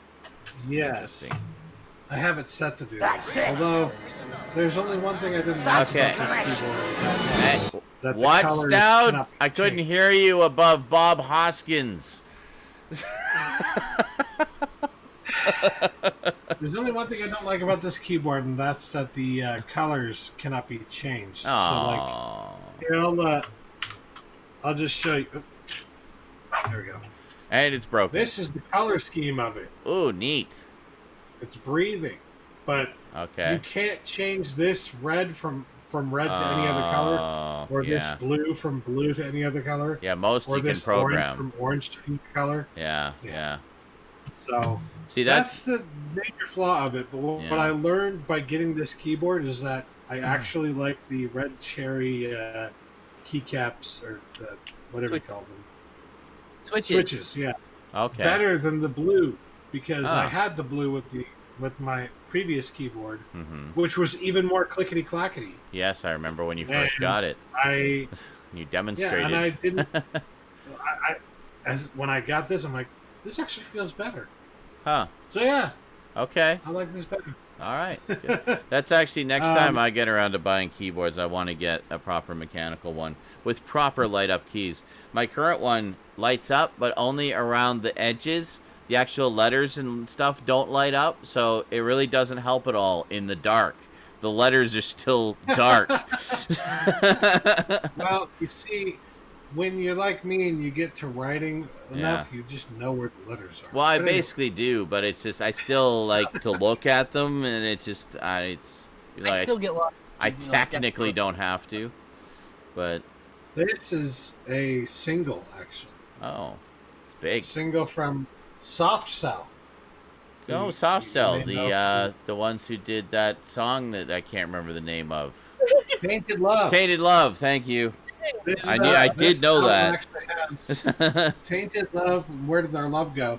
A specific version of the song where Tainted Love runs directly into Where Did Our Love Go? Oh, And it just like, it's perfectly That's interesting. synchronized. It's like So like they run, Like we yeah, are. exactly. yeah. It There's doesn't- some like, it's not like one stops and the other begins. It's like they Yeah. both play well together. Rosie really likes Boney M, specifically especially their song Rasputin, and Of course. the version of Rasputin that I grew up with was a medley like that, which it started with Night Flight to Venus, and then Night Flight to Venus just kind of flows right into Rasputin, and it actually goes very nicely. Nice. It's just this I epic. like Halloween, thing. Halloween 2 better. It's the same thing. They flowed right into each other. I Yes. think this version of the song is available on. Oh, I can't remember what they're called. They're like these CDs that are like, extended replay or something Oh. like that. I can't remember what they're called. Okay. But they're a specific kind of CD that's actually kind of hard to find now. That it's like each fucking CD costs like $25 because they're out of print. But they all have the 12-inch extended versions Nice. of all these classic 80s songs, basically. On Nice. them. And that's basically the only way to get it other than this, from what I understand at least. Interesting. But I'm pretty sure this is on YouTube too. The Everything's on the- YouTube. 9-minute version of Tainted Love and Where Did Our Love Go running into each other. So Nice. yes, I like that's it. a good medley. those are the only two that I got. Two things that I got this week. And yes, Worm Disease Boney M is indeed awesome. Beep, beep, beep, beep, beep. And that's all we can play because of the MCA. That's right. Okay, who wants to go second? Back into the I'll Jello go. pit. No? Okay. Deprive me of my twisted pleasures. So what you got on the screen there, Eric? What's that? What game is that that's on your screen there? Kong's Quest 6. That's a huge screen, too. That's much That's bigger actually than the my, screen that was there last what you week. stream my computer monitor. Oh. Oh, okay. So yeah, it's Neat. 46-inch 4K TV. Kong's Quest 6. Very pretty. Looks like Donkey Kong got a shave. And is wearing a green tunic. Yes. That's very cool. But yes, King's Quest 6 The is King's one of the not the earliest King's Quest game I ever played. I think King's Quest 4 was the first one I The ever Perils played. of Rosella. Yes. That is the only And- one I have played to completion. And I actually played, realizing it many, many years later. Back in the day, I used to play the apparently very rare EGA version of that game. Really? And that ran off of the same SCI engine as the very first King's Quest game. Oh, okay. I played the Apple IIc version, which I still have, which was great, Oh. but God, it took forever to load like literally everything in that. All off 5 1/4 inch floppies. And also, I mean, the Apple IIc was not a hugely graphical computer, so seeing it just struggling to do all of the character animations in the game, like, it was just painfully slow. But I played it all, man. I played it all. But I want to play it again on PC. Like, if anyone actually asked me what my be-all, end-all favorite video game franchise of all time is, King's Quest. There you go. It's King's Quest. You Nice. know, it's it's like it's pure like fantasy adventure. You know, it's Yeah, I don't really remember anything about it, Legally Blind Gamer, other than cleaning the dwarves' house. It's been literally 30 years since I played it. But I'm sure the part where he fell on his ass was hilarious. actually I think he's talking about this. Oh, right maybe here. it's this one. Okay. I don't know why he was telling me that, because On- I've on never some of played the King's first- Quest 6. In some of Don't the know first anything about it. screens, he'll fall and he'll just like he'll turn to the screen and he'll go, "Hey!" Oh, okay. Something like that. He'll address the player to like fucking stop. They did that a lot, I noticed, in Sierra Online games. They kind of break the fourth wall and talk directly to the player. It was funny. But anyway, pickups I have for this week. I finally, after over a year, that's about how long they usually take to get here. I have my limited run games order that finally fucking showed up. Oh, excellent. So the first one I ordered here for the Nintendo Switch is Shadowgate. Oh, very nice. And this is obviously based off of the NES game. This is the modern remake. I didn't know that was a game, so I had no idea. Came with, well, one, it's a Switch game, so it's Switch.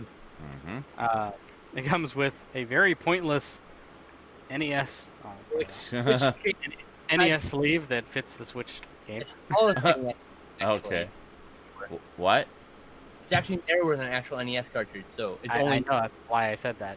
on I the said it's specifically designed to fit the Switch case.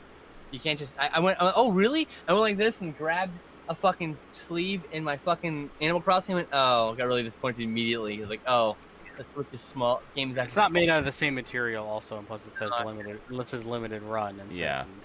Yeah. on it. It comes with their collectible shiny Ooh, nice. card, some Shiny. artwork on it. It's shiny. It comes with a little art card. I love the artwork in the remake of Shadowgate. It's so like gritty and dirty and dark and just it's so good. Yeah, it looks cool. It also comes with the official soundtrack Nice. by Rich Douglas, which There you this go. heavy metal fucking soundtrack is just ear sex. So I got that one, and the next one I got, which I was excited for this one, I got the limited runs games release of Streets of Rage 4 in the Sega Genesis box. Cool. That's Again, neat. it's not the same size as an actual Genesis. You can see how wide it is. Oh. But it is made out of like the same material, like that same kind of weird, That weird, think they that textured plastic. that textured plastic. Yeah, I know what you mean. I like that. Same dimensions, you know. But what's inside? I took everything out. Obviously, you also get the playing trade Shiny. artwork on it. Very nice. You get the PS4. This is the PS4 version, and the actual original case. It's flippable because it has the European name and the U.S. name, but Very it starts with the European one, which is bare knuckle. Oh yeah, yeah. So you can flip it to Streets of Rage, but I keep it at bare knuckle. Mostly because, I mean, on the inside, I have it. On the inside of this is the soundtrack. Nice. And it is not every song. It's an arranged soundtrack because there's like 75 songs on the soundtrack list. Oh, okay. So I put the soundtrack CD in here Okay. because it also comes with the steelbook. Oh, sexy. Oh, okay. So So that's why here's- you kept the. So now you have that's why I both put titles. the soundtrack in Yeah. the thing. 'Cause this one says Streets of Rage 4 Very nice. on it. There's the PS4 version here. Can the steelbook fit inside the Genesis case? All of this came inside of this Genesis box. Yeah. So all of this stuff fits. That's why this is so big. Okay. Right. Is that Yeah. all of this fits inside of that? Now, Zico, That's cool. Studio movie label, please take that form factor and give me some movies in that kind of clamshell, like an old clamshell. Style. That'd be cool. Very sturdy. And it is yeah. actually. This is also, if you want to reverse it, it also. God, these are so hard to reverse. On the other side. What's funny, this is kind of weird. I think they kind of messed up a little bit. Let me guess. I'm it's not going to take it out because it's kind of hard to pull out. Is it Mega Drive on the American side or something like that? No. No. Okay. No, it says like this has Streets of Rage 4, Sega Genesis, okay. but on the yeah. other side it says Sega Mega Drive, Streets of Rage 4. Oh. No, it doesn't say bare It knuckle. should be bare knuckle. Yeah. Yeah. It could be bare knuckle 4. That's that's the you'd think only they, thing- of all people, would have been all over a detail like that. You know, like. Oh, I know, and it's just like I don't know. I don't know what the thought process was on that. Well, But clearly they weren't thinking. Send it back. it's still. I mean, like This is all the way down faulty. to the feeling of the card, the feeling of the plastic, Yeah. everything. This is like dead on an original Nice. Genesis box, except for it's just a little whiter and a little thicker. Yeah. That textured plastic really makes all the difference. Yeah, it's Or weird. you can If you tell. didn't grow up with it, it Yeah. sounds weird, but it brings No. back a huge level of memory. It does. Yeah. That It's like that of just so many games that I had that all had this tactile texture plastic. sensation is a huge memory trigger. To like touch, smell, all the senses like can be Smell. memory triggers. Huh? Like, it just brings back memories for me of like Memory wise. Sonic the Hedgehog and Vector Man, Subterranea, and just all these games I had that all had these boxes. Yeah. What was the other one? Trying to think. Desert Strike. was Okay. another one. I know the right games were great. So the next thing I picked up, I finally got the last piece in for my PC build. Excellent. One of the things I wanted to do was replace all the fans because Mhm. I had Arctic F12s in there, fantastic fans, but the problem Yeah. is they were like 6 years old. Yeah. They were going through several builds, they were getting kind of loud. Yeah. So what I did was I got in some Deep Cool, 5 fans for like $60, and they are, as you can see, RGB addressable. Ooh. So Very nice. Yeah. yeah, Yeah. Oh, there we go. Look at There. that. kind of see it All the lights. on the pulsate. And like I said, they are RGB addressable, so I have the software up here. Can change it to static. Mm-hmm. So they It's just stay on. Just on. I can make it brighter. Yeah. Mm-hmm. Then I could do flash or just like blinks. Gotcha. I would think it's malfunctioning if it was doing that. Ooh, different So colors. it's RGB addressable, so it has the full RGB color. It has a music mode, Very nice. where as you guys talk, it'll blink. Blah blah Hey, blah Bob. blah. La la la la. La. Ba, ba, ba, ba, ba, ba, ba. Yeah, see? There we go. Oh, there it goes. It has this one called random, which I don't know. It is cool, but it's like really obnoxious. Yeah, that would drive me nuts. So I leave it on pulse. It's and I like leave it on haunted red. house lightning flashes when it does that. You know what it reminds me of? The really tense scenes from like Aliens. Yes, absolutely. Or the first one with like all the strobes and stuff, and Yeah, the there's all the strobe lights and shit. self-destructs going off. Yeah. So yeah, so those are the 5 addressables. So there's 5. There's 2 right there, 2 on the CPU cooler, and 1 in the back. Nice. Yeah, that's awesome. There's all of them right there. And Colorful. yeah, so the very last thing I picked up is this new monitor. Hello. Hello. Oh, there's my knee. Hey, hello, monitor. There you go. Yeah. I had a HDR. feeling new TV or monitor would be in the mix since the other one's over there with King's Quest on it. So yeah, so there you go. There's a look. This is a 32-inch monitor. Nice. 4K, I'm guessing. No, actually, Oh. it's a 1440p. Oh, okay. It's a QHD monitor. I Uh-huh. have the little sticker that kind of gives me all the info. Uh-huh. So it is it's a QHD. It's from LG. It's the QN600. If you want to look up for yourself. Mm-hmm. It is an IPS display, so it's really, really sharp. Mm-hmm. Got all the crispiness. Uh-huh. The 2 things that also sold me this monitor was only like $250. Oh, wow. That's So it's pretty fucking cheap. It also has AMD FreeSync, which the new technology for AMD FreeSync, even though I'm running a NVIDIA graphics card, Mm-hmm. is the new GeForce drivers for G-Sync compatible graphics cards Mm-hmm. interface with AMD FreeSync now. Okay. So you don't need an AMD graphics card in order to get FreeSync. Okay. So I can actually activate G-Sync on here, which for people who don't know what G-Sync is, it pretty much is a variable refresh rate for your monitor, which matches whatever you're displaying. Mm-hmm. So if your game that you're playing has a variable refresh rate that keeps going up and down, your monitor will adjust so you never get screen tearing. And the last thing, it is HDR10 compliant. So I get the Beauty HDR, which I know you've mentioned in the past you're not a huge fan of HDR, or you don't kind of see the point of it. I am on your side on that. I have watched some movie trailers that were supposedly 4K HDR. I kind of don't see the difference even on a fucking HDR monitor. Oh, yeah, I know. But where I do see it, and where I think, where I'm saying if you can afford one, this is why you need to get an HDR monitor. Games. Yeah. Holy fucking shit. The games Yeah. look completely different. They look so good. Yeah. And it's just like light, like if like in a game when like you had like imagine playing Silent Hill. I couldn't.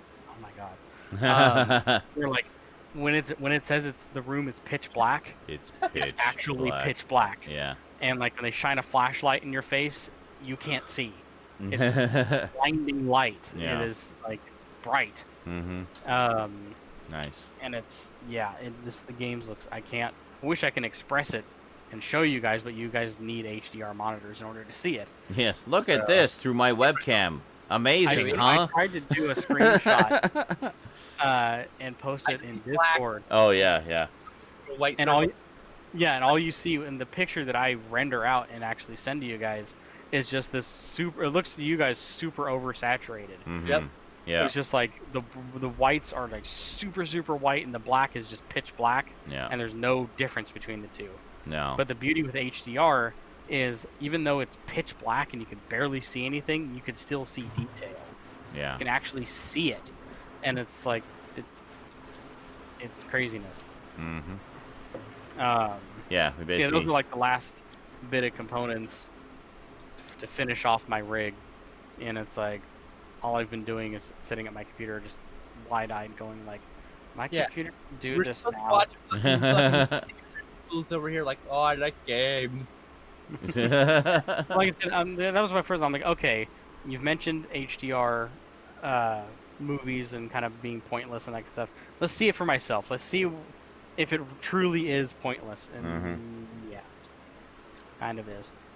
You know, I think the only way we would see it is if it was a purely digital film. Yeah. Never mastered on film at all. So I guess HDR would look pretty good on Pixar movies that were never transferred to film. Yeah, or like things that were shot digitally natively in HDR.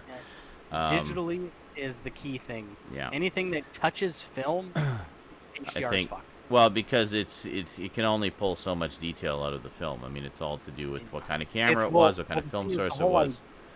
Like I was saying, the whole idea of HDR Really good for is the contrast between light and dark, and the problem. Not really the problem, but the thing that gets in the way for film that's on film for HDR, even if it was filmed with an HDR camera, if it was mastered on film, the film grain itself gets in the way, and you can't get those deep blacks and those bright whites with film grain in the way. So you need to DNR it's not so much shit. it's not so much that it's in the way. It's just no, it actually physically is. That's the thing about it. Yeah. And you would need to DNR it to shit to get those solid black, solid white. And then you lose all the detail. And you lose all the detail in the process. Yeah. So it's a take your pick your evil.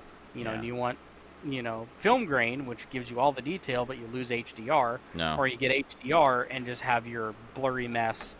I know. I mean, my take on HDR was like, oh, this is the marketing gimmick to convince people how much better 4K is, knowing that most people are not going to have a 4K TV big enough to really see a visible difference in the resolution and detail. So, yeah, and the amount of people that have bought into it hook, line, and sinker is just ridiculous. There's so much HDR elitism and snobbery out there amongst film collectors. And that's where the people that don't understand truly what HDR is. No, they're just buying into it. It's a fucking buzzword. It's a marketing gimmick. Yeah, they jacked up the contrast a little bit. Great. Whoop-de-shit. It does have its place. It's more about the detail. And you need a bigger screen for that. But the big misconception is that there's some kind of connection between 4K and HDR. Yeah. 4K and HDR are two completely separate things. The only reason people think they're together is because they've only seen them advertised together. They've been marketed together. Yeah, that's. But high dynamic range, like I said, this is not a 4K monitor. This is a 1440p display that's HDR10 compliant. Yeah. So, so 4K, it could fuck off. The HDR is an entirely separate thing. Yeah. So. Okay. Cool. So was that it for your pickups? Yeah, that was the last little bit. Cool. Pretty. So you both, you and Stout, got cool light up things for your computers. Look at that. Yeah. I said my keyboard glows red also. Oh, hold on. I can't see because I'm not on there. Sorry, let's see. Oh, there it is. Mine glows multiple colors. I only glow white. Oh, actually, hold on. So does mine. Oh, there you go. You got the proper. And mine does this right here. I don't know how well you can see that. You got the You proper. can see it move. All right, there it is. Breathing. Oh, it's like a wave. The colors. It does a wave. It's like moving across the keys. Oh, isn't that fancy schmancy? And there's that. Look at that. Look at this fucking fancy equipment. I know. It's ridiculous. Back to my red breathing. This is, oh god, what is it? HyperX? This monitor is this one. You guys wouldn't like this keyboard. No. It's a mechanical membrane hybrid. Oh, okay. So it has Cherry switches on it, Cherry MX Browns, which have no click at them at all. Oh, but we want the click. But all of it the also click. has for stability, it's covered with a membrane. Yeah. So I actually don't have direct access to the switches like you would on a mechanical keyboard. Oh. It's covered by a membrane. Well, Yeah, But that's the actual actuation going down is from a cherry switch. well, that's just silly. Yep. So I get the best of both worlds. All right. Well, you get half the best of one world. I hate the feeling of membrane. It just feels squishy. Also, the thing, it doesn't Yeah. feel like a membrane. It feels like a mechanical keyboard. It's Yeah. still got the membrane on it though. Who does? I mean, like the It's actual just- physical membrane, the rubber. Anyway, first pickup is look. I got a new shirt. Ooh! Eating somebody. The Tremors. Yay! Hell yeah. In our pre-show, that got us into a big conversation about Tremors. So watch the pre-show Tremors? for that. Trembers. I like Tremors. Tremors. I backed Kickstarter like last year at some point for this game called Knife Tank, Oh. which is a card-based miniatures game, Okay. kind of. So look, it only open up here. We got like these are the damage deck, Mm-hmm. a couple cards, but then it's got like here's your knife tank, it's like a weenie mobile. Interesting. We got some fish thing, Mm-hmm. and we got like this evil Baron vehicle and some weird spider tank thing, Okay. and like this thing, and this hot rod car, and the knife tank itself, Oh. and so then you do that, Neat. and then the game comes with in the course of the game it's oh yeah, you get attachment. So here's your knife, you attach your tank. Okay. Yeah. So here's attachment point. You put on the attachment point. Now it's a knife tank. Okay. Gotcha. You're driving across the table at your enemies, etc. Right. So that's the whole point of the game. It looked really fun. I was like, okay, I got sold on it from the Kickstarter, and I backed it, and it took a little bit, but here we are. Cool. It exists now, and it's really cool. It's super metal as fuck. And I can't wait to someday play it with Stoudman on stream. Probably take some board game conventions when I can finally do that again. Next, my birthday. By the way, I got a bunch of T-shirts for my birthday. So I'll Yay. be showing them off this week. I'll just keep wearing a different one each week. Cool. For my birthday, my buddy Mike sent me this awesome comic. Ooh. About a love a vampire and a werewolf falling in love. Cannot show that page. Go ahead. Okay. Uh, Oh, very nice. Her name is Sarah Anderson. She's Sarah Scribbles. It's an internet webcomic. You've seen Okay. them. You've seen a few of those memes. They've been passed around our meme channels before. Okay. Yeah, some of her comics. So by her, completely different style from that. But. Neat. I like That's the cool. black lined pages. And then next, I got this from the Stitch Keeper on Twitter. Tales from the Stitch, I think is her username right now. Neat. Handmade Maniac Cop doll Very with cool. posable limbs Oh, that's neat. stuff. But I mean, look, the detail. You got the badge. There's a holster, Mm-hmm. like a holster for the knife. Mm-hmm. I mean, like down to the hair is individual strands of yarn. I mean, like the mouth is a special piece. I mean, the Yeah, eyes it's is nice. a little eyeball piece. I mean, like there's so much detail on these. Costs a lot, but I mean, I wanted to support my friend, and I wanted something cool to put on my shelf. So here we go. There you That go. was birthday month. Very cool. I got a PayPal deposit for my birthday. Nice. Okay. And by that, and last, certainly not least, Sean's been harping on me for Uh-huh. Slaughter of the Innocents. Yay! I guess now we have to watch it together, don't we? Because I've been getting on your case about it for so long. Yep, you definitely have to watch it right now. All right, then we will do that. Is it a horror movie? It's kind of it's think of it as kind of horror in the way that Silence of the Lambs is horror. So not really. Got it. Well, yes and no. You'll see. It's yeah. Well, I don't think Silence of the Lambs is a horror film, but that's just Well, you're wrong. But anyway, well, it's personal, so I'm it's- actually not wrong. it's- We're both right. no, you're wrong. Anyway, it's it's like anyway, it's an I keep changing my anyway. It's an investigative, like, murder mystery type thing, but definitely with horror elements to it. head. Okay. Yeah. I mean, I'm interested in seeing the movie because you fucking harping on me about it. It's good. I mean, it's not the greatest movie ever, but it's good. It's I missed it when it was $12 and I had to pay $16 for it. But it's James Glickenhaus. You know, it's good stuff. James House also. Now I have most of. I almost have all those movies now. Yeah, I'm just waiting for. There's the one with the time travel one with Pat Morita. Time something. Time Bandits. Not Time Time Garden. No, it's like one word, like Time Stalkers, Time Walker, Time something. Look it up. Hold on. IMDb. So yeah, that's all my pickups. That was it. And I mean, I've got a few more movies coming in for my birthday. I got a birthday gift card for Amazon. James Glickenhaus. Here it is. You got to get The Astrologer, dude. Severin put it out. Time Master. That's what it is. Okay. Time Master. That got released on Blu-ray? No, that's what I'm saying. Oh. I'm hoping it will, because that's the only one. Oh. So I thought you were saying, like, you got it coming in. It's like, really? No. I have the Laserdisc. There was a Laserdisc special edition that came out. I have that. But, no, I was blind buying a lot of stuff from this clearinghouse that carried a lot of Laserdiscs back when it was sort of dying. And there was a bunch they had for like $5.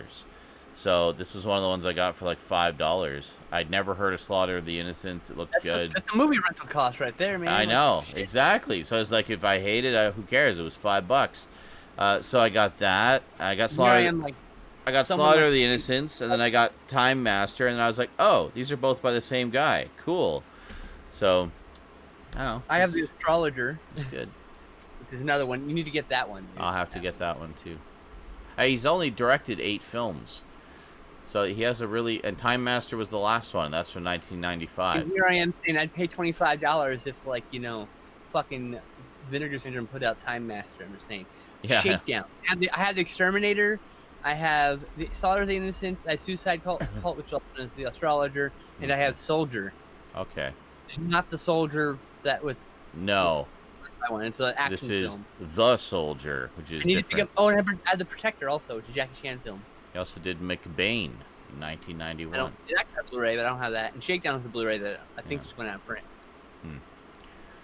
Well, I'll have to get all of those because I liked the 2 movies of his that I've seen. That's for The Astrologer. I'll watch it with you. You need me to. Yeah, sure. Sure. All right, so for me, normally when I do my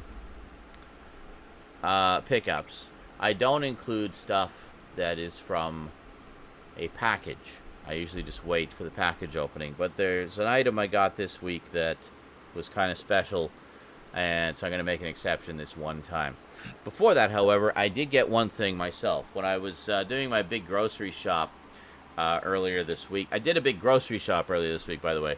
Went to Walmart and did like just a massive thing to do a pile of meal prep. Did a couple of cooking streams where I prepped all the meal prep. Did like 50 meals worth of stuff. It was crazy. So anyway, went to Walmart, loaded up on stuff, and saw that they're putting out their Halloween movies, like their Halloween selection of movies. And on their rack of movies, they have a John Carpenter section. And it's all Scream Factory titles, because of course Scream Factory's put out darn near all of John Carpenter's movies. I think there's still a couple they haven't, but pretty Dark Stars is one of them, yeah. But darn near all of them. So anyway, they had like a selection of a bunch. Now I have a bunch of them already, so I was like, oh, I got that. But there's a couple that they had that I didn't have. Big Trouble in Little China was one of them. I was going to get it, but it didn't have the slipcover, so I was like, I'll order it from Amazon and see if I can maybe snag the slipcover. But but they had some other ones there. So there was one that just came out, and I noticed also the price is the Scream Factory Collector's Editions on Amazon go for about $36 Canadian, typically between $32 and $36 Canadian. $30. So like normally, yeah. And then the regular editions go for, you know, $25 typically, like the non-special editions. So the titles on this rack, it was $20 for the non-special editions, $25 Canadian for the collector's editions. I was like, that's actually a really good price for those here in Canada. So I got, huh? Yeah, that's good price Yeah. for Canada Land. Yeah, so I got one, which is a nice little companion to one that I got a while back, which is a really nice edition that is now out of print. And they just released the sequel, of course, talking about Escape from L.A. There you go. Well, I don't need actually. Yeah, so we got the Escape from L.A. Collector's Edition. I know a lot of fans shit on this movie. I've always liked it. So fuck them. I'll let it drive in. And, of course, it has the regular poster on the reverse side of the insert. So yeah, Escape from L.A. Nice companion to also having the Scream Factory edition of Escape from New York. Good stuff. I think there was some drama or comedy that was paired with it, but I saw that at drive-in. Escape from LA. Yeah, cool. It was. I thought it was okay. I still enjoyed think it's okay. It wasn't bad. Yeah. It's basically a remake. Well, kind of. A remake. It's a little heavier on the comedy than the first one was. First one was kind of darker humor, but Maybe it has the same beats as my point. but it's fine. It's fun, and I like it. You know. I wish Ghost of Mars could have been the Escape from Mars that it was supposed to be. So, the thing I got in a package is a surprise package that I was not expecting at all. I just got a message from Quack one day on Friday, I think on Thursday, and he said, "Are you going to be home today?" And then I guess I was asleep when he sent the message, and then he sent another message said, "Never mind. Are you going to be home tomorrow?" So then I finally wake up and see the message. I'm like, well, I was home all day today. I will also be home tomorrow. We're kind of on lockdown right now. He's like, oh, okay, package coming your way. I'm like, okay, cool. So, and it's from him and Cass, my brother. So I got the note. So I went and checked the mail, and there was a notice from DHL couriers on my door. Or on my mailbox, and I was like, oh, fuck, I missed whatever it was. But it said they were going to try again tomorrow, so I was like, okay, good. I'll bring the phone into the bedroom so I don't miss the call, because my buzzer goes through my phone, and I'll get the, I'll catch them when they come in. So I get up in the morning, still no phone call. They call about 10:30 in the morning. It's like, hi, Sean, DHL courier, can you come and get your package? I'm like, yeah, sure, no problem. I'll be right there. So I go out to the front door where the package people always come, and there's an old guy standing there, courier, with a couple packages in his arm. I'm like, hi, I'm Sean. It's like, like, I'm here to get my package. Like, I don't have anything for a Sean here. So I give him my apartment number. It's like, nope, nothing for that apartment number. I'm like, what the hell? And then I notice he's a Purolator courier. I was like, I thought it was coming from DHL. So I'm like, what the hell? Like, I'm looking out the door. There's no sign of, like, a DHL van. There's no guy standing at the buzzer waiting with a big honking package for me. There's nothing. Like, what's going on? So I go, I said, well, maybe he put it in the package drop-off thing and put a key in the mailbox, because sometimes they do that. So, and then you open it up, and then there's your package inside. So I checked my mailbox. There's nothing. I'm like, what the hell? And two of my neighbors are chatting there, and it's like, oh, maybe he went to the back door. I'm like, oh shit, that's right, there's buzzers at the back door. So I go running to the back door, and sure enough, just catch the guy as he's about to pull away. He's literally just backing away. I'm like, wait! Oh no. And there's another notice taped to the door. I'm like, oh shit. So just caught him. He handed me the package.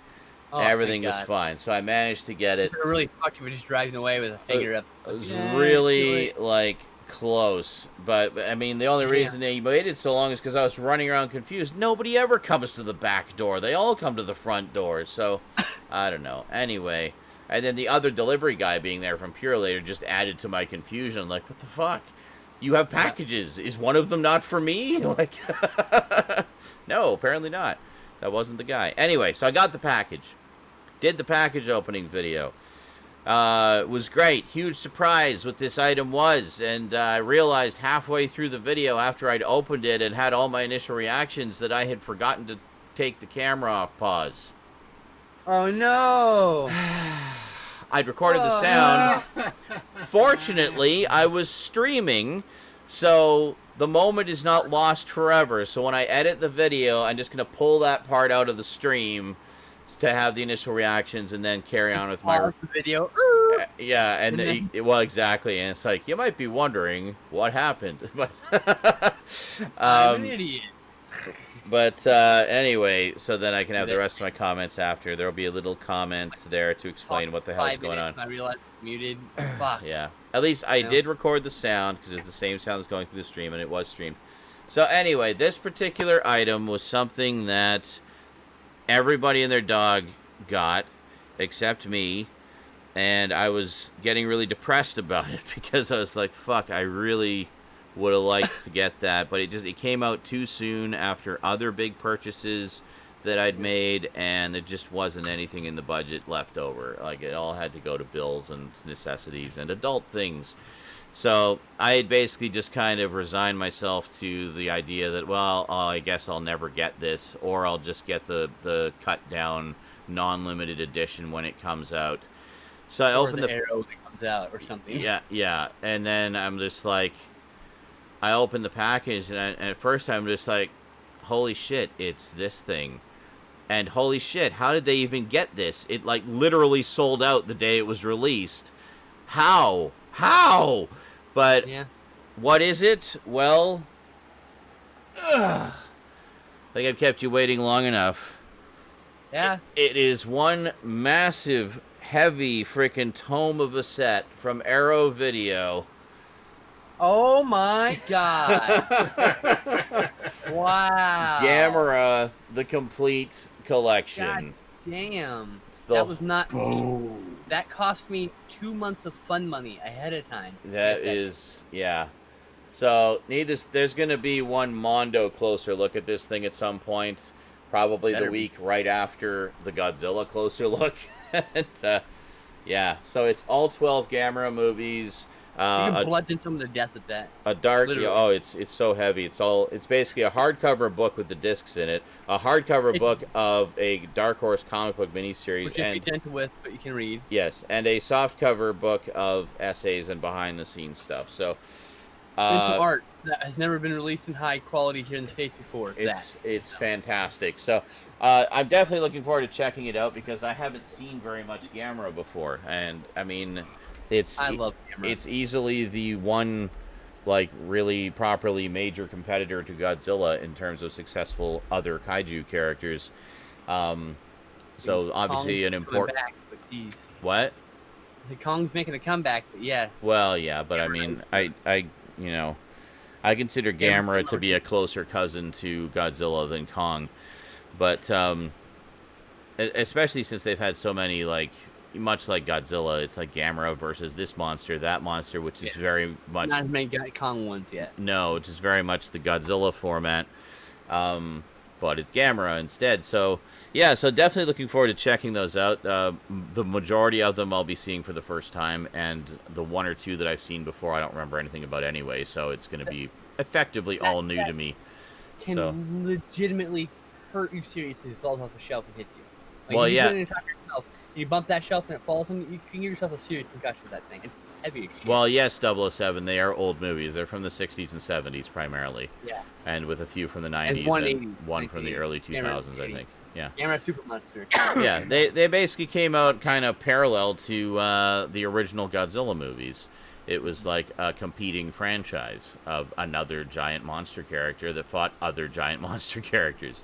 You own a Power Rangers clone now, too, because the last Gamera movie has a Power Rangers style team in it. Oh, really? That's funny. Well, it's funny because Godzilla had like an Ultraman type of character in Godzilla vs. Megalon, but exactly like that. Yeah, so it's funny. So yeah, so just like Godzilla's a giant lizard, Gamera's a giant turtle, essentially, a giant flying turtle that can walk upright and beat the shit out of other giant monsters. And yeah, so essentially, if you like the old Godzilla movies, you'll probably like the Gamera movies too, because they're very much of the same ilk.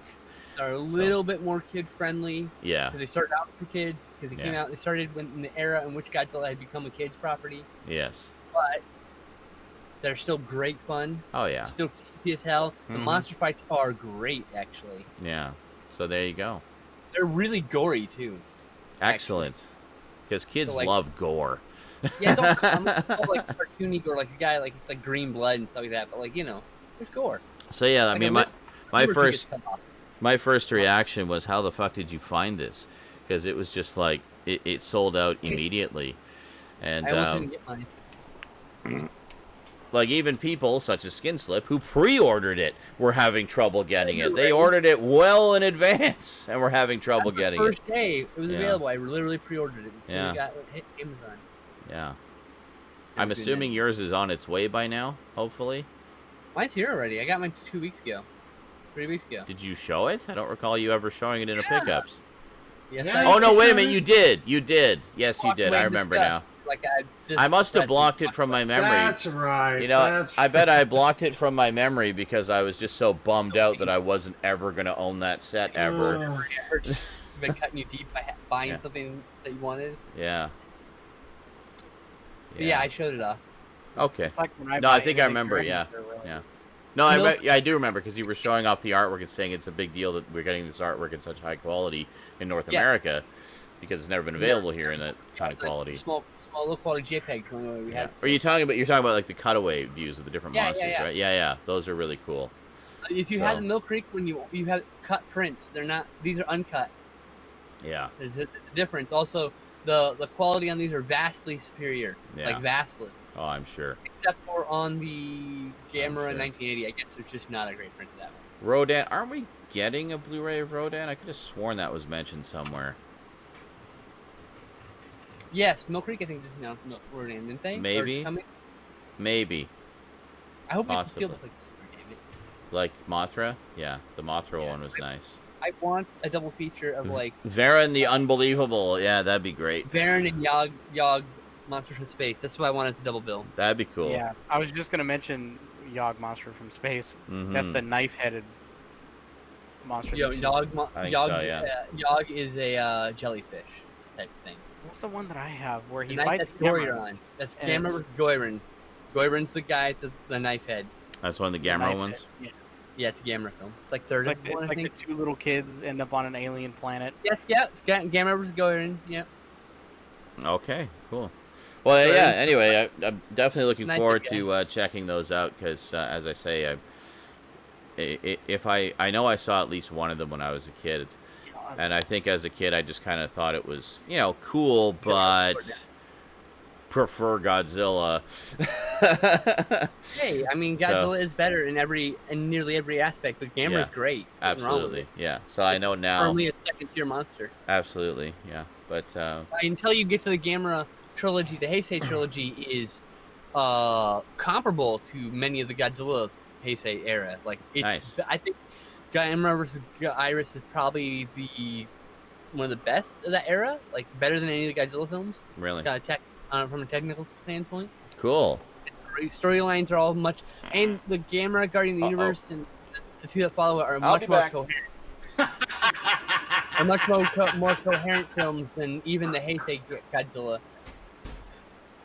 Hey, the storylines in the Gamera Heisei series are so good. The stories in those, it's seriously a top-notch Blu-ray. And if there's one Mill Creek set you should definitely get, if you're not going to get any other set, get that Heisei era, Guardians of the Galaxy, Attack of the Legion, and Revenge of Iris.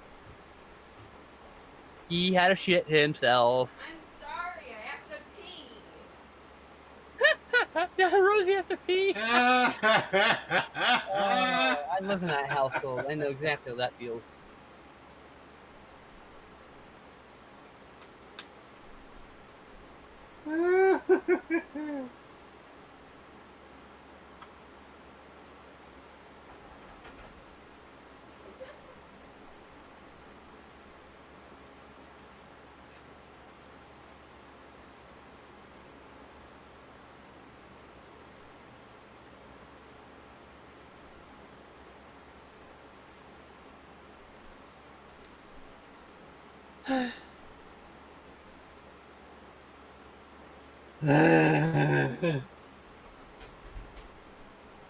When do I get to This see is the time when the song Spanish Flea would typically play.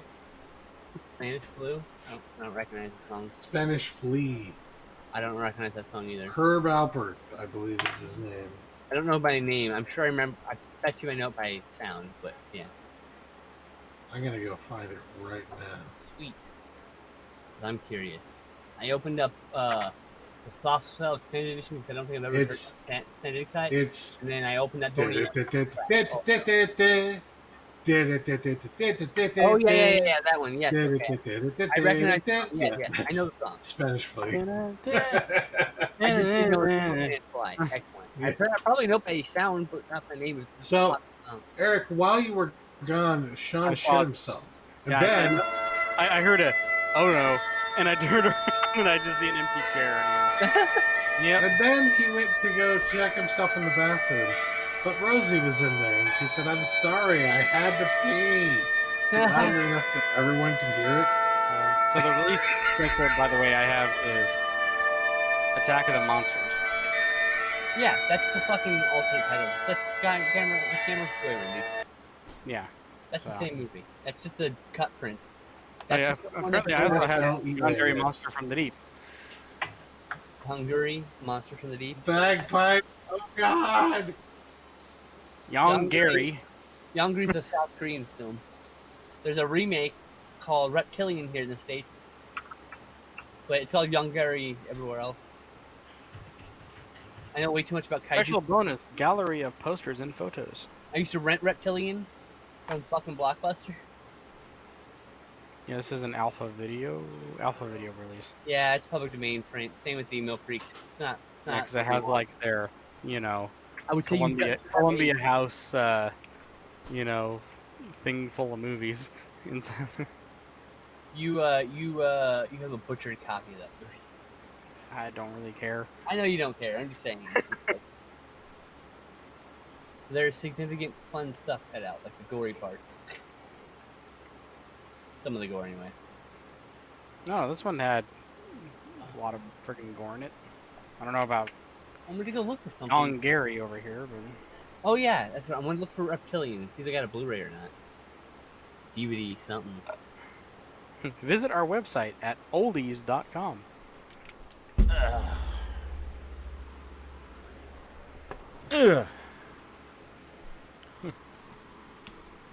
I'm back. Okay, welcome back. So did we watch some movies this week? Oh, you know we did. Uh-oh. No, I didn't did shit not. myself. Just a fart that caused a little alarm.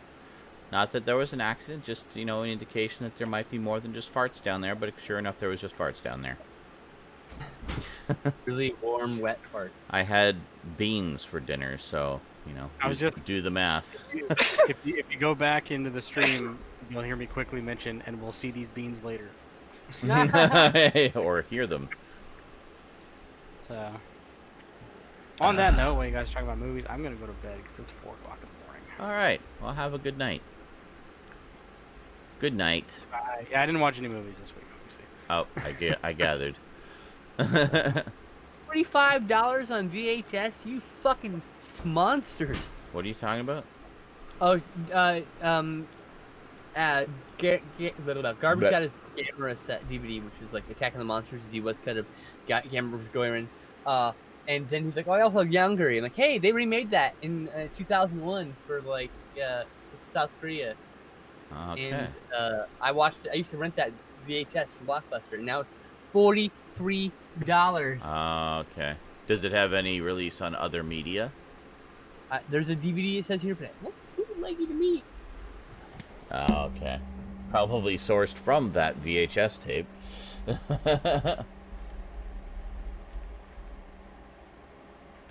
There we go. $5 for it.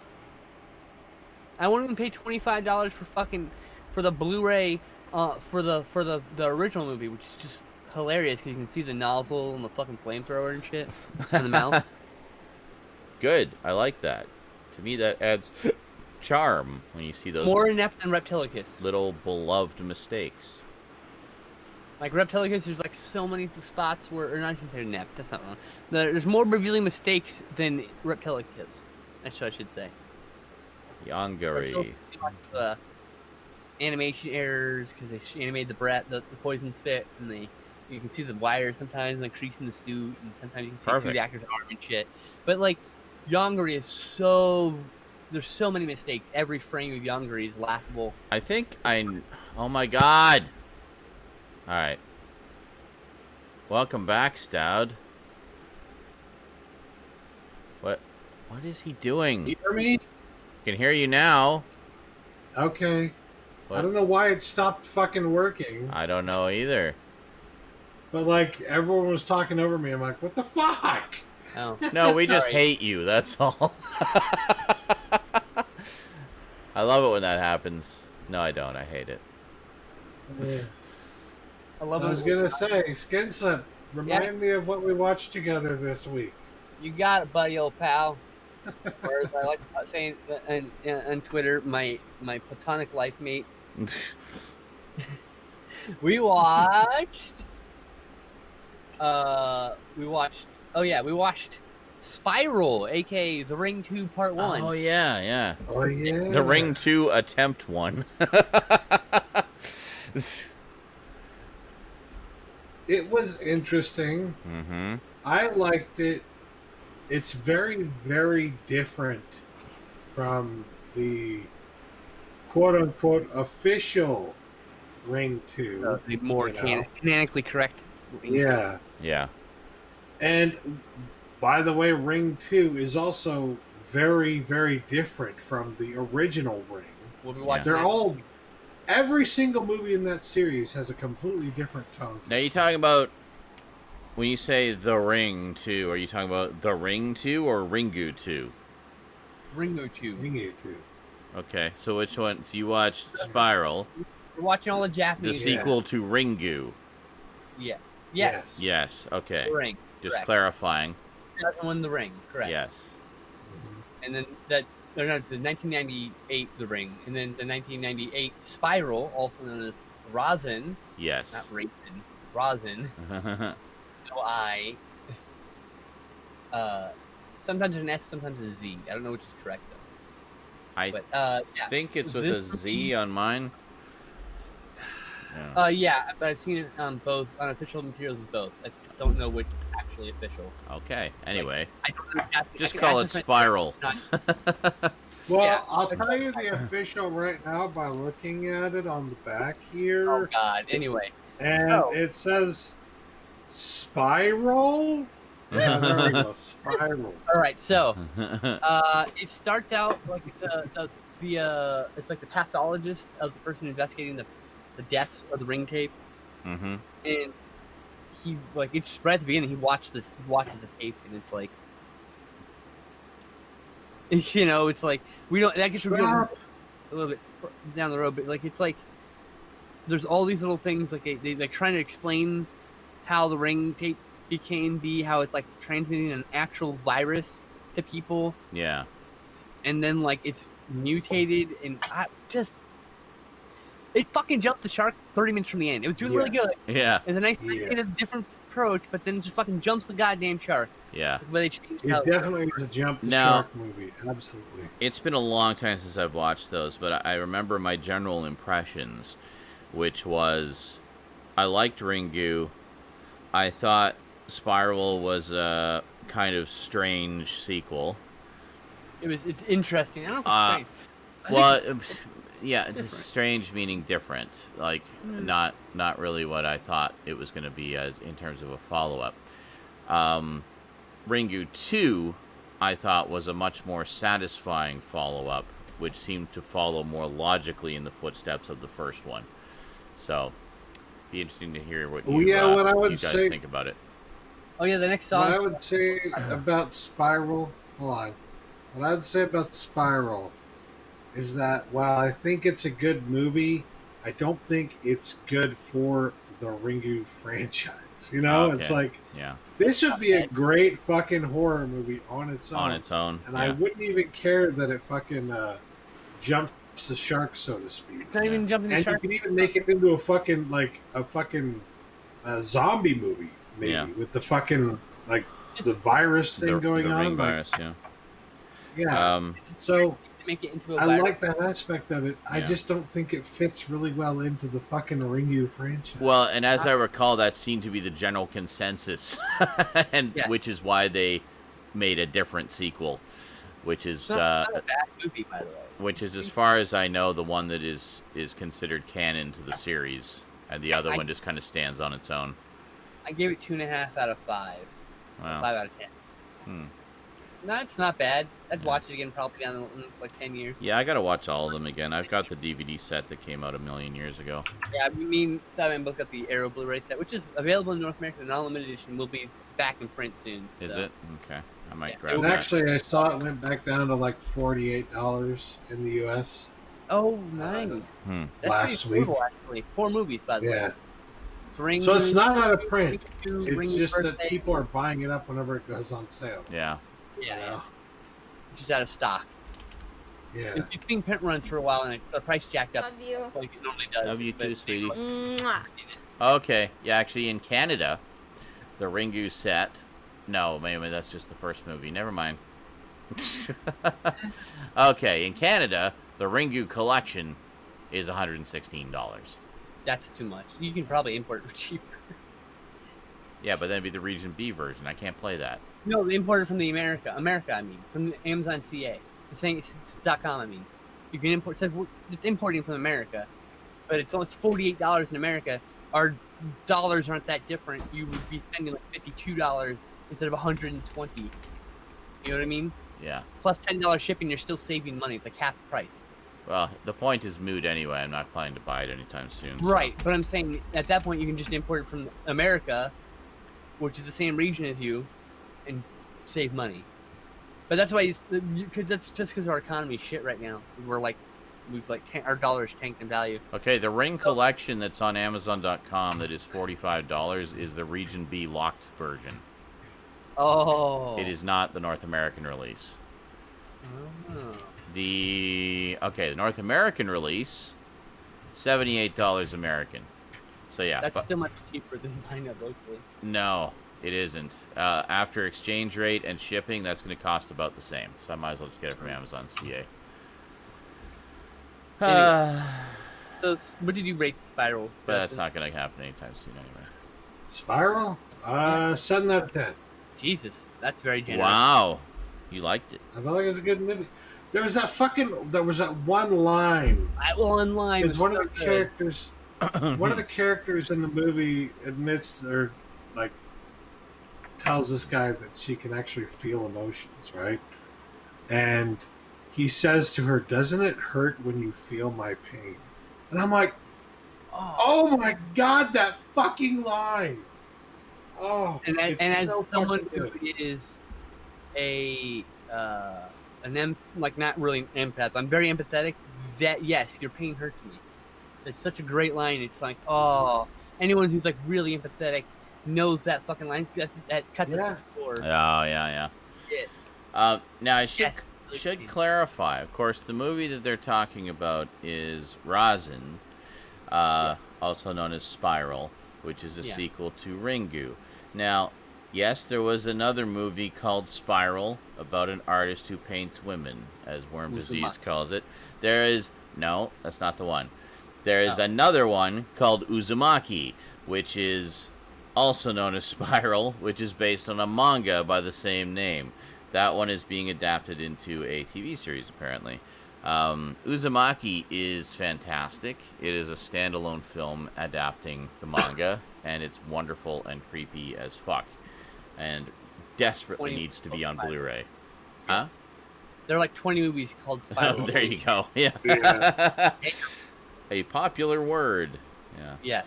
But We're talking about the yeah. Japanese Spiral that is a direct well, sequel Uzumaki is to also Japanese. Ringu. And There's as nothing far to as do with I Ringu, know, though. is only available in Europe and North America on Okay. this set, Yeah. So on the the next movie we second watched. disc. So the next movie we watched is The Pit from 1981. And, This one. This the pit, not another the pit. This the pit. Yeah. This one right here. So it's Five not pits. the money pit or the pit and the pendulum or Oh, the this pit. And this is about a little boy who finds a hole in the woods and starts pushing people in it. And the Oh. wood has these creatures called the Trogs, which are basically troglodytes. Cool. His talking Teddy keeps telling him to do that, and it's a wild fucking movie. It's super weird. The kid's a super pervert. And there's a movie called Freaky yeah. Farley. It's basically a remake of this movie. A movie called what? Freaky Farley. It's basically a Freaky remake Farley. of this movie. Okay. Yeah, it's very good, actually. Iceman says Anyway. the Canadian Now- pit. It is Canucksploitation. All right. Yeah, not that. That's called the Dead Pit, isn't it? The debt. I don't know. I'm gonna be brutally honest. With Mhm. time, I wasn't a huge fan of this movie. Okay. It's okay, It's. but I love this movie. It's so weird. it's got problems. Uh-huh. Oh, it's a problematic film, to say the least. I think the premise is quite interesting, but it goes into all these different directions that's just like, not only are you not expecting it, but they're not really interesting to me per se. It's just like, okay, I can kind of see why you went in that direction with this, but also still why? Okay, you know. I did like the ending. The ending was like, yeah, fuck you. Yeah, But, the end we see coming a million miles away. Skins have pointed out to me several times that they do a lot of day for night shots that you don't even realize are day for night shots They're because it's clearly like fucking broad daylight and they haven't even made me Blu-ray test. properly timed on a few scenes. It was brought up to the attention of Blu-ray.com site, but like apparently those inconsistencies are on the actual film, the original film, and then nobody was around. Nobody's, I guess, left to tell us Oh. what I looked into. Was what's actually supposed to be there. But when you watch the movie, you're like, yeah, this is a fucking day for night scene. All these things are day for night. So the way they're talking, like this woman going around. No, everything just takes place during the day in this horror movie. Like there's a when she's leading this girl to the pit, and she's in broad fucking daylight, like broad noon daylight, going, what are you talking? I can't see what you're talking about. She's going around blind, quote unquote blind, even though she can really see. I'm like, see, it's supposed to be day for night, but they didn't time it properly. So there's a lot of shots like that. Kind of ruins the mood and they fuck it up. But yeah, what did you rate that one?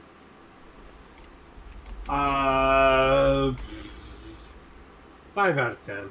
I give that one 6 out of 10. Fucking bastard. Last movie we watched, because Stoudman had overdid his alcohol last week. Make sure you drink your Gatorade. I will. He overdid it, so he was hungover through this whole fucking movie watching. So we only watched one more movie. It's Fade to Black from 1980, which is kind of a slasher film, I guess. Okay. Oh yeah, I remember Black, liking I guess. that one. So it's about this film nerd who's like obsessed with movies, and he like acts out scenes, and everyone just kind of like fucking walks all over him in his life, and he like has enough one day. I said in the first 5 minutes, like, I feel called out because this guy, it's the fucking 80s, all right, and in the 80s, there weren't many ways to really collect movies other than VHS, and he had some VHS, but for the 1980 most part, very, he was very collecting movies. He was collecting movies like on film, yeah, and he had and he worked for a film, not a studio. I don't think. projectionist, Like I think, wasn't he? no, it was like a warehouse full of film. Like they were Oh right, yeah. working on film, Hmm. but like he worked for a warehouse that was working on film, right? And he had a bunch of movies himself, like on I want to say 16 millimeter. Works at a distributor. Thank you, Iceman. And like you could tell, this guy fucking loves movies because he's watching movies all the fucking time, falling asleep watching movies, waking up in the morning, and there's a movie playing, and he's got fucking posters all over his fucking bedroom wall, and he's like got all these shelves lined with like movie stuff, and it's just like Got a bunch of lobby cards. that's what I'm saying. This guy, I feel called out. This is me, but in the '80s. Jesus Christ. Sorry. But then the movie goes on. I'm like, this guy really is not like me at all. Franks and beans for dinner. Toxic masculinity in this film, but I mean it's 1980, so it's to be expected. Yeah. But like for the, he's like some of the kills, like I don't know, it's hard. Like they like reenact scenes in horror movies, like the kills themselves. It's kind of interesting. I gave this movie a 7 out of 10. I really like this one. Wow. Yeah, same here. It's a 7 out of 10. It's a great Kind movie. of a slasher, but not really. Highly underrated. It's not. Impressive. So yeah, that's all we watched together. I did a movie marathon with my buddy Alex this week, Mm-hmm. and I watched Absurd, aka Monster Hunter from 1981, Mm-hmm. which is a spiritual sequel to Anthropophagus. Stars George Eastman, the towering terror himself, as a slasher. It's a slasher movie. Oh look, I didn't know I was getting a slasher movie and watch this. So Nice. he just goes around like he's an escaped convict that's like high on some fucking drugs, just killing people like one at a time. Awesome. Slasher movie. Not a lot to it, but it's there. It's good. Oh, and then I watched Blood Lake from 1987, Mm-hmm. which was done by a bunch of Kansas people on vacation who decided to turn their vacation footage into a fucking horror movie. The first 50 fucking minutes of this movie, and Alex called this 12 minutes in. He's like, I bet you the first half of this movie is justification movie, Yeah. and then finally the last 20 minutes is the horror movie, and he was close. Vacation. But yeah, this is actually the fun thing about this. This is actually a really good soundtrack. Like it was really good rock and synth, or it's really cheesy hair metal that was written for the movie. Nice. So yeah, I actually had a lot of balls knowing that these people were just making a fun movie on their vacation. Just for the hell of it. Yeah, exactly. Hey, let's make a movie. It's Okay. cool. The killer's stupid. The fucking effects are laughable. I loved every fucking moment of this. 7 stars out of 10. Like, it's on a video. It's shot on video? Oh yeah, yeah. Nice. Next, I rewatched Drive-In Massacre from 1976. The proto slasher. Mm-hmm. Stars George Buck Flowers, an escaped mental institute, and mental patient. Excuse me. He is an entire institute. Well, it's like yeah, it's a pretty big role for him, honestly.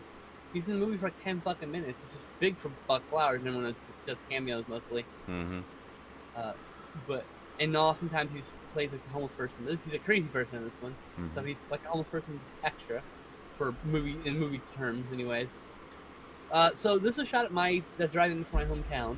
So watching this is always like a trip. Going, hey, I watch movies here, you know. And now I'm watching a movie inside the movie, and to watch it inside the movie. So it doesn't exist anymore. It's apartment, or it's townhomes now. So Drive-In Massacre, it's a 5 out of 10. The ending's really weak. Comes out of nowhere. Oh. George Buck Flower comes out of nowhere. Like it's not even the ending thing. Like just so many, like all of the. Oh yeah, that's right. So it ends by not ending, and instead, like, does some cheap theater gag. Oh. It's 5 out of 10. All right. Worth watching once. Mhm. I've only watched it twice because it's a hometown thing. You know? Yeah, of course. Next, we capped off that marathon with Popcorn from 1991. Oh, which was a delightful film. that's one buddy. I really need to pick up. I've heard so many good things about it.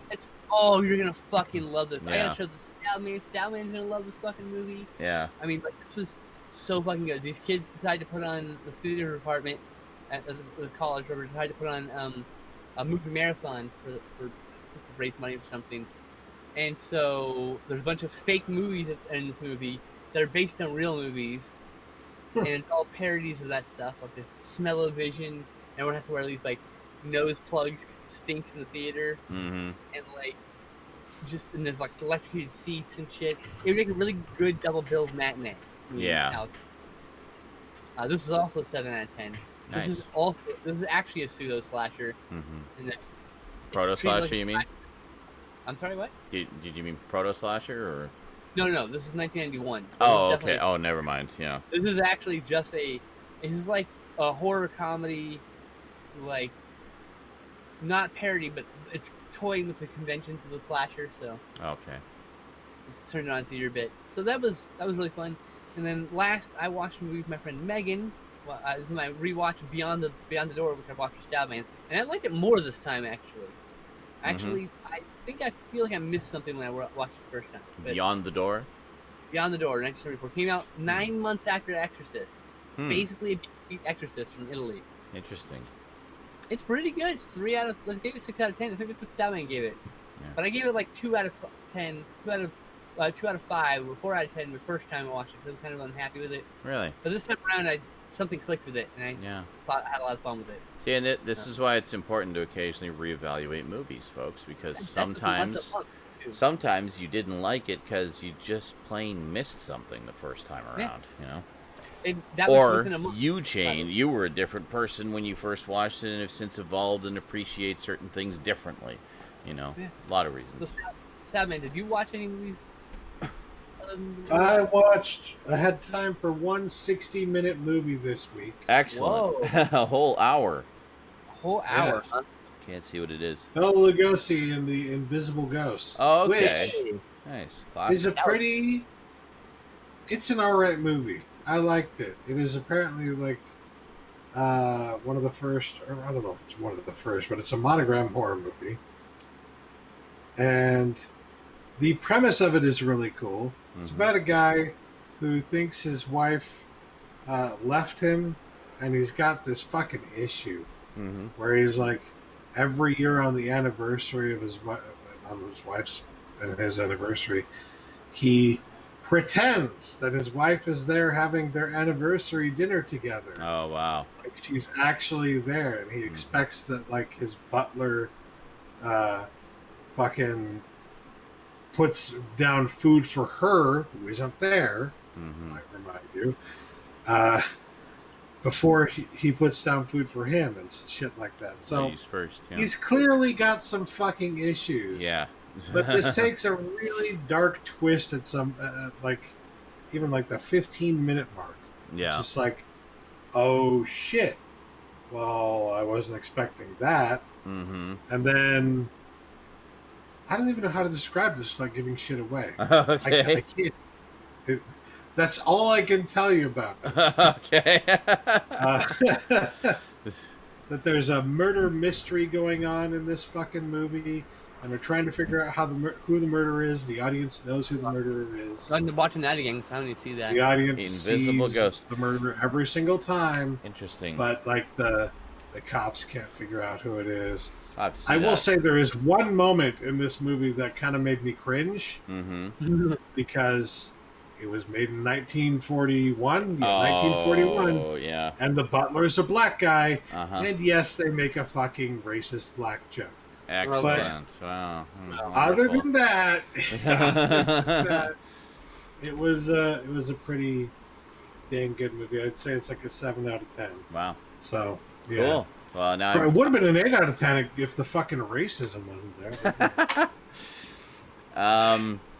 yeah, that's one I definitely like to check out. I'm down for any classic Bela Lugosi stuff. Yeah. Well, I'm like, It's definitely worth getting, I think. Yeah. I'll probably make you watch that again at some point because I'm either going to buy it or I'm just going to watch your copy when we move out. I would not say no. I should grab the ones that I. You can't say no. We take turns making each other watch movies, regardless. Like, fuck you, you're watching this with me. You can end up watching Love Camp 7, bro. Just get ready. Love Camp 9. What was the joke? Oh, that was a joke. Okay, if you want to know what the joke was, by the way. Oh, God. The guy, he sees, like, one of the people that got murdered, right? And the black butler sees one of the people who got murdered. And he walks into the kitchen and starts talking to this other guy. And he says, "Do I look pale?" Oh, God. Cringe. The response, of course, is entirely trying to get you to be like, the black guy said, "Do I look pale?" And it's like, oh. Wow. 1940s. Why? Why were you absolutely completely racist back then?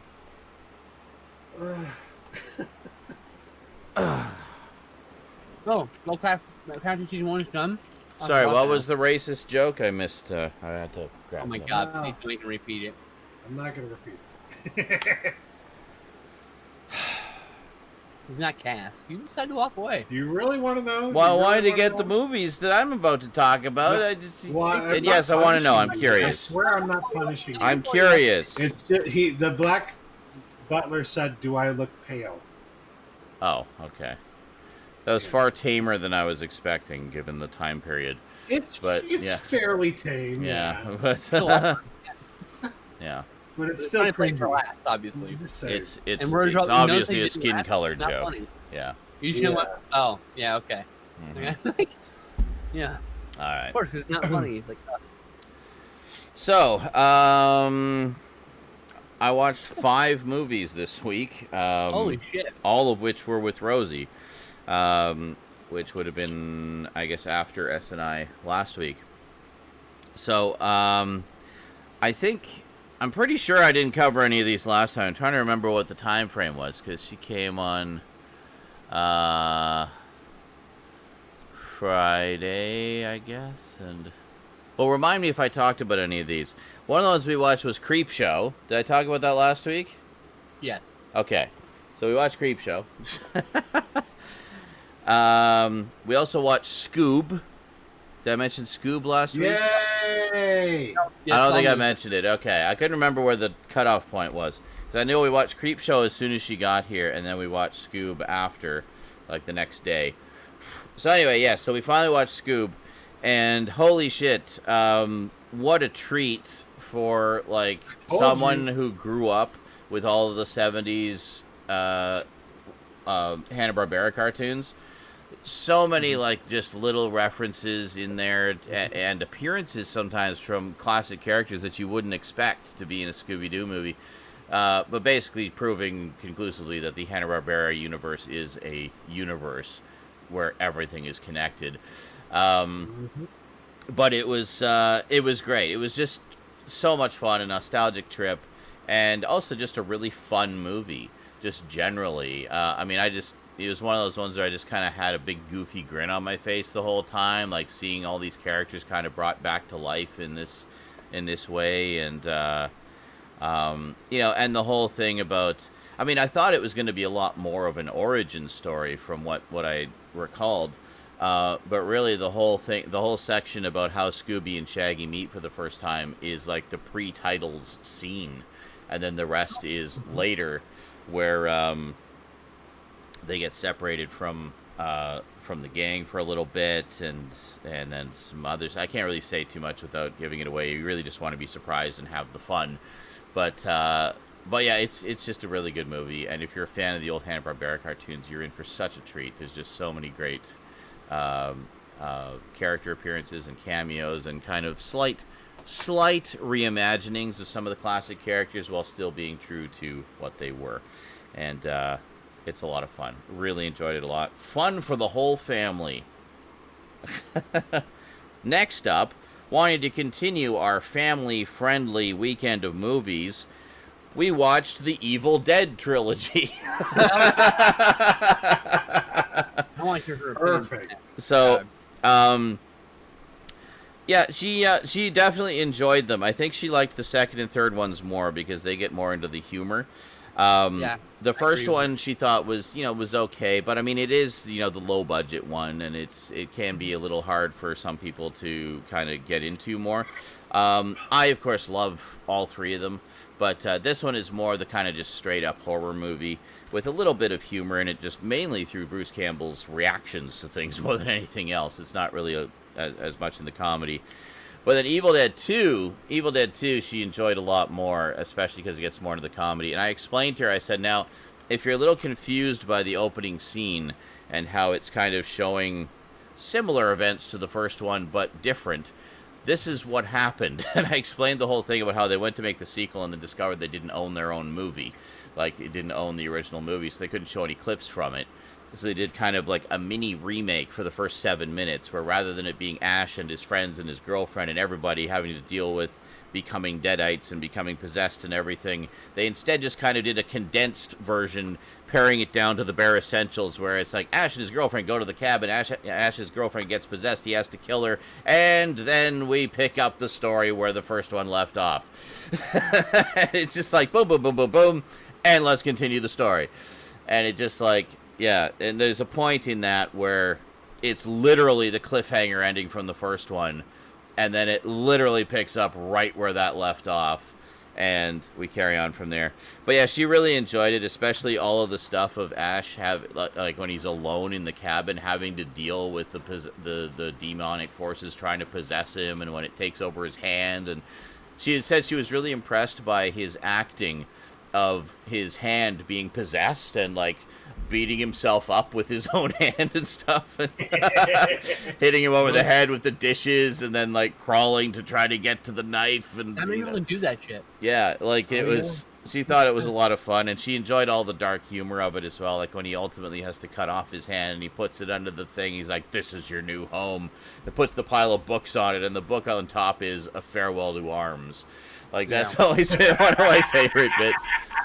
She also loved the bit where the entire house just sort of becomes possessed, and everything in the house is laughing hysterically at him, and he just like, he just like snaps and starts laughing as well, and he starts like bobbing along with the lamp, and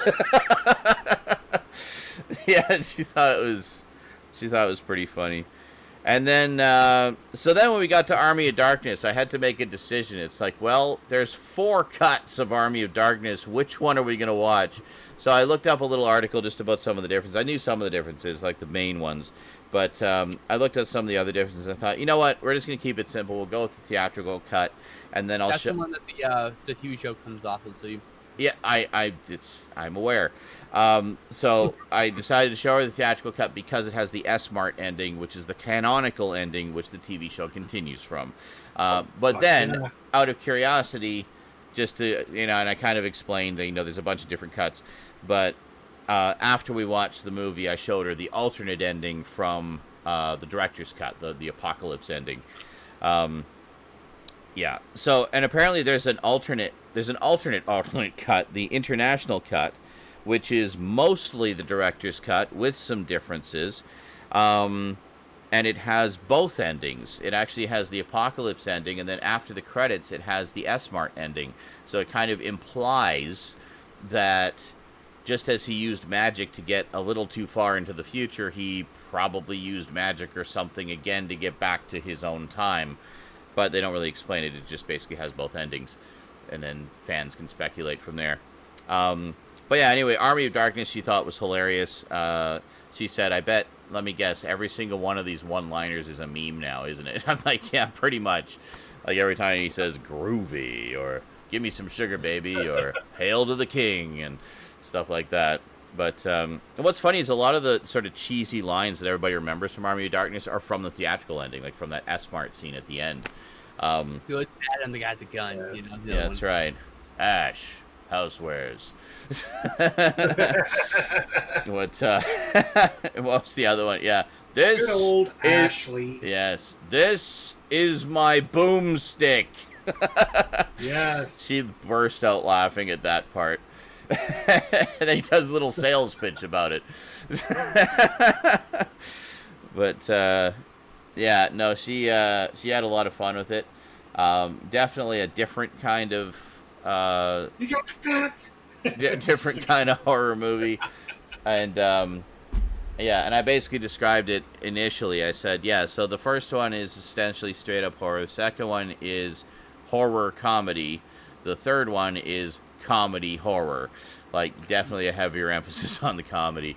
And but yeah, she definitely had a good time with them. And at some point, I will pick up the series, and we'll probably binge through that as well.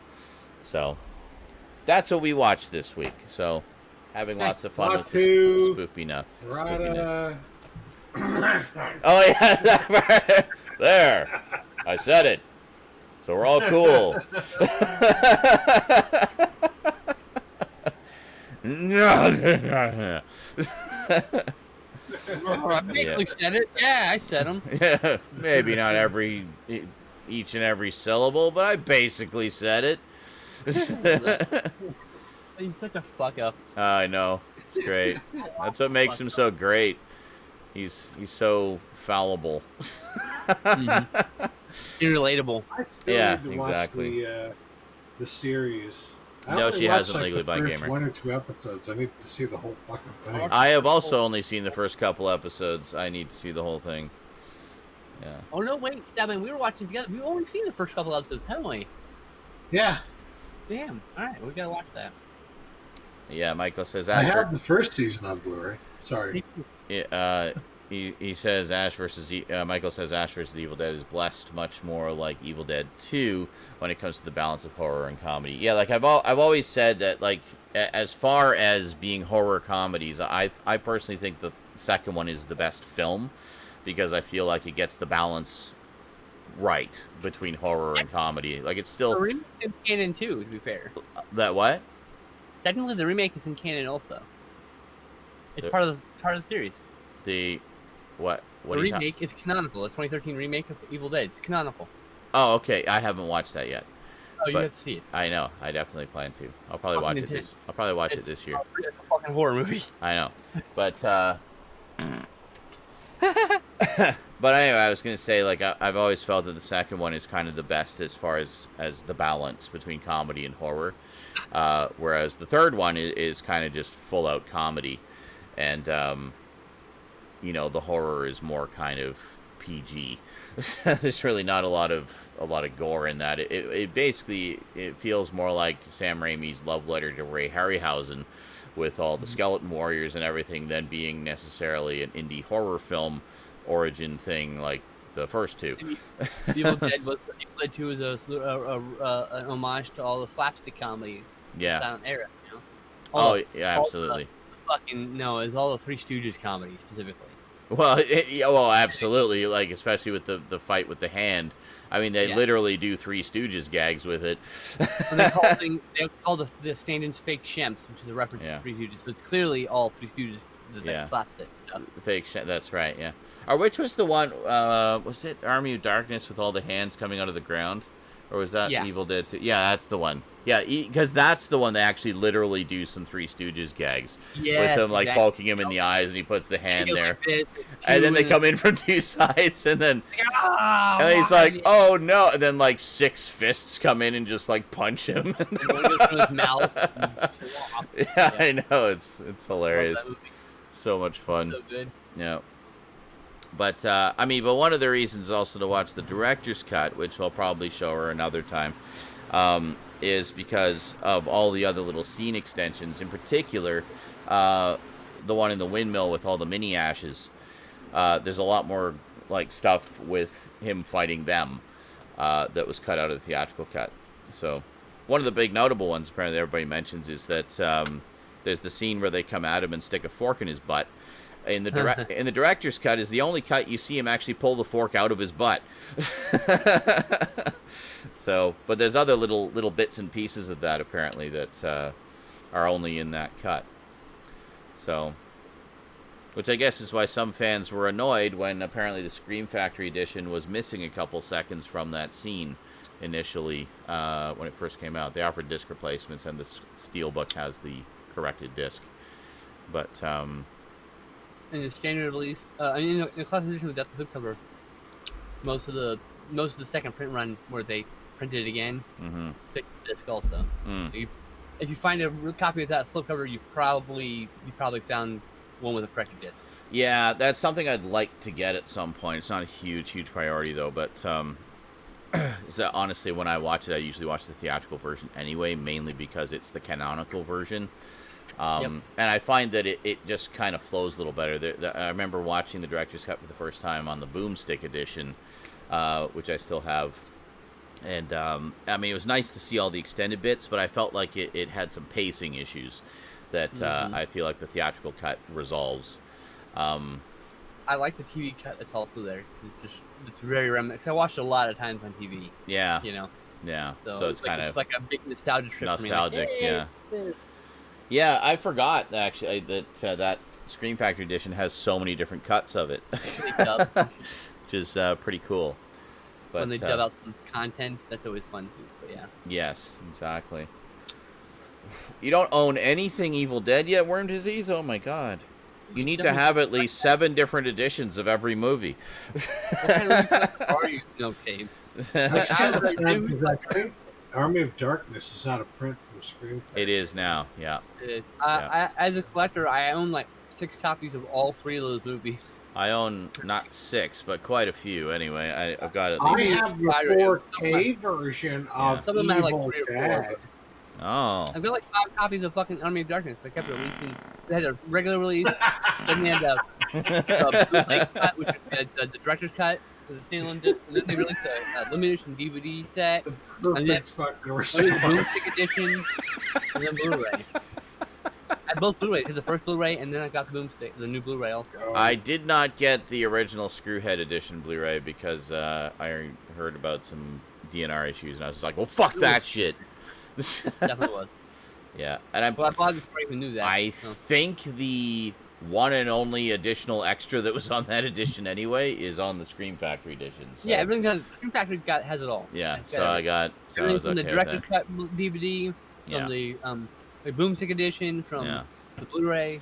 the So edition. and then for the first Evil Dead, in terms of extras, I got the Ultimate Edition, the 3-disc version, which has a shit ton of stuff on it.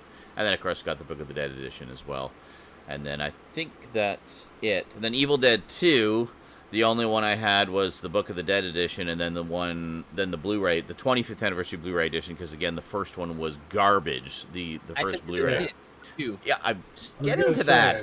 Okay. and then the tin set that Skinslip sent me. I had like 4 copies of Evil Dead 2, so like here, you can have this one. I don't have room for Cool. this one. Which I think that one you sent me, not only is it the cool tin set, but it also has some stuff that isn't on the other editions. So, Yep. Yeah. Every Big- time, every 2 years, Anchorade releases a new edition of the the Evil Dead trilogy, Yeah. and there'd be one additional special feature. And Exactly. fucking disc. Yeah. The motherfucker buy it again. Well, then there's also that Halloween one you sent me, which has was it like a documentary or something that has never been re-released? Unmasked 2000, or whatever it's called. Something like that. I forget what it was, but it was like a big deal because it was like a significant extra. So, Yep. Yeah.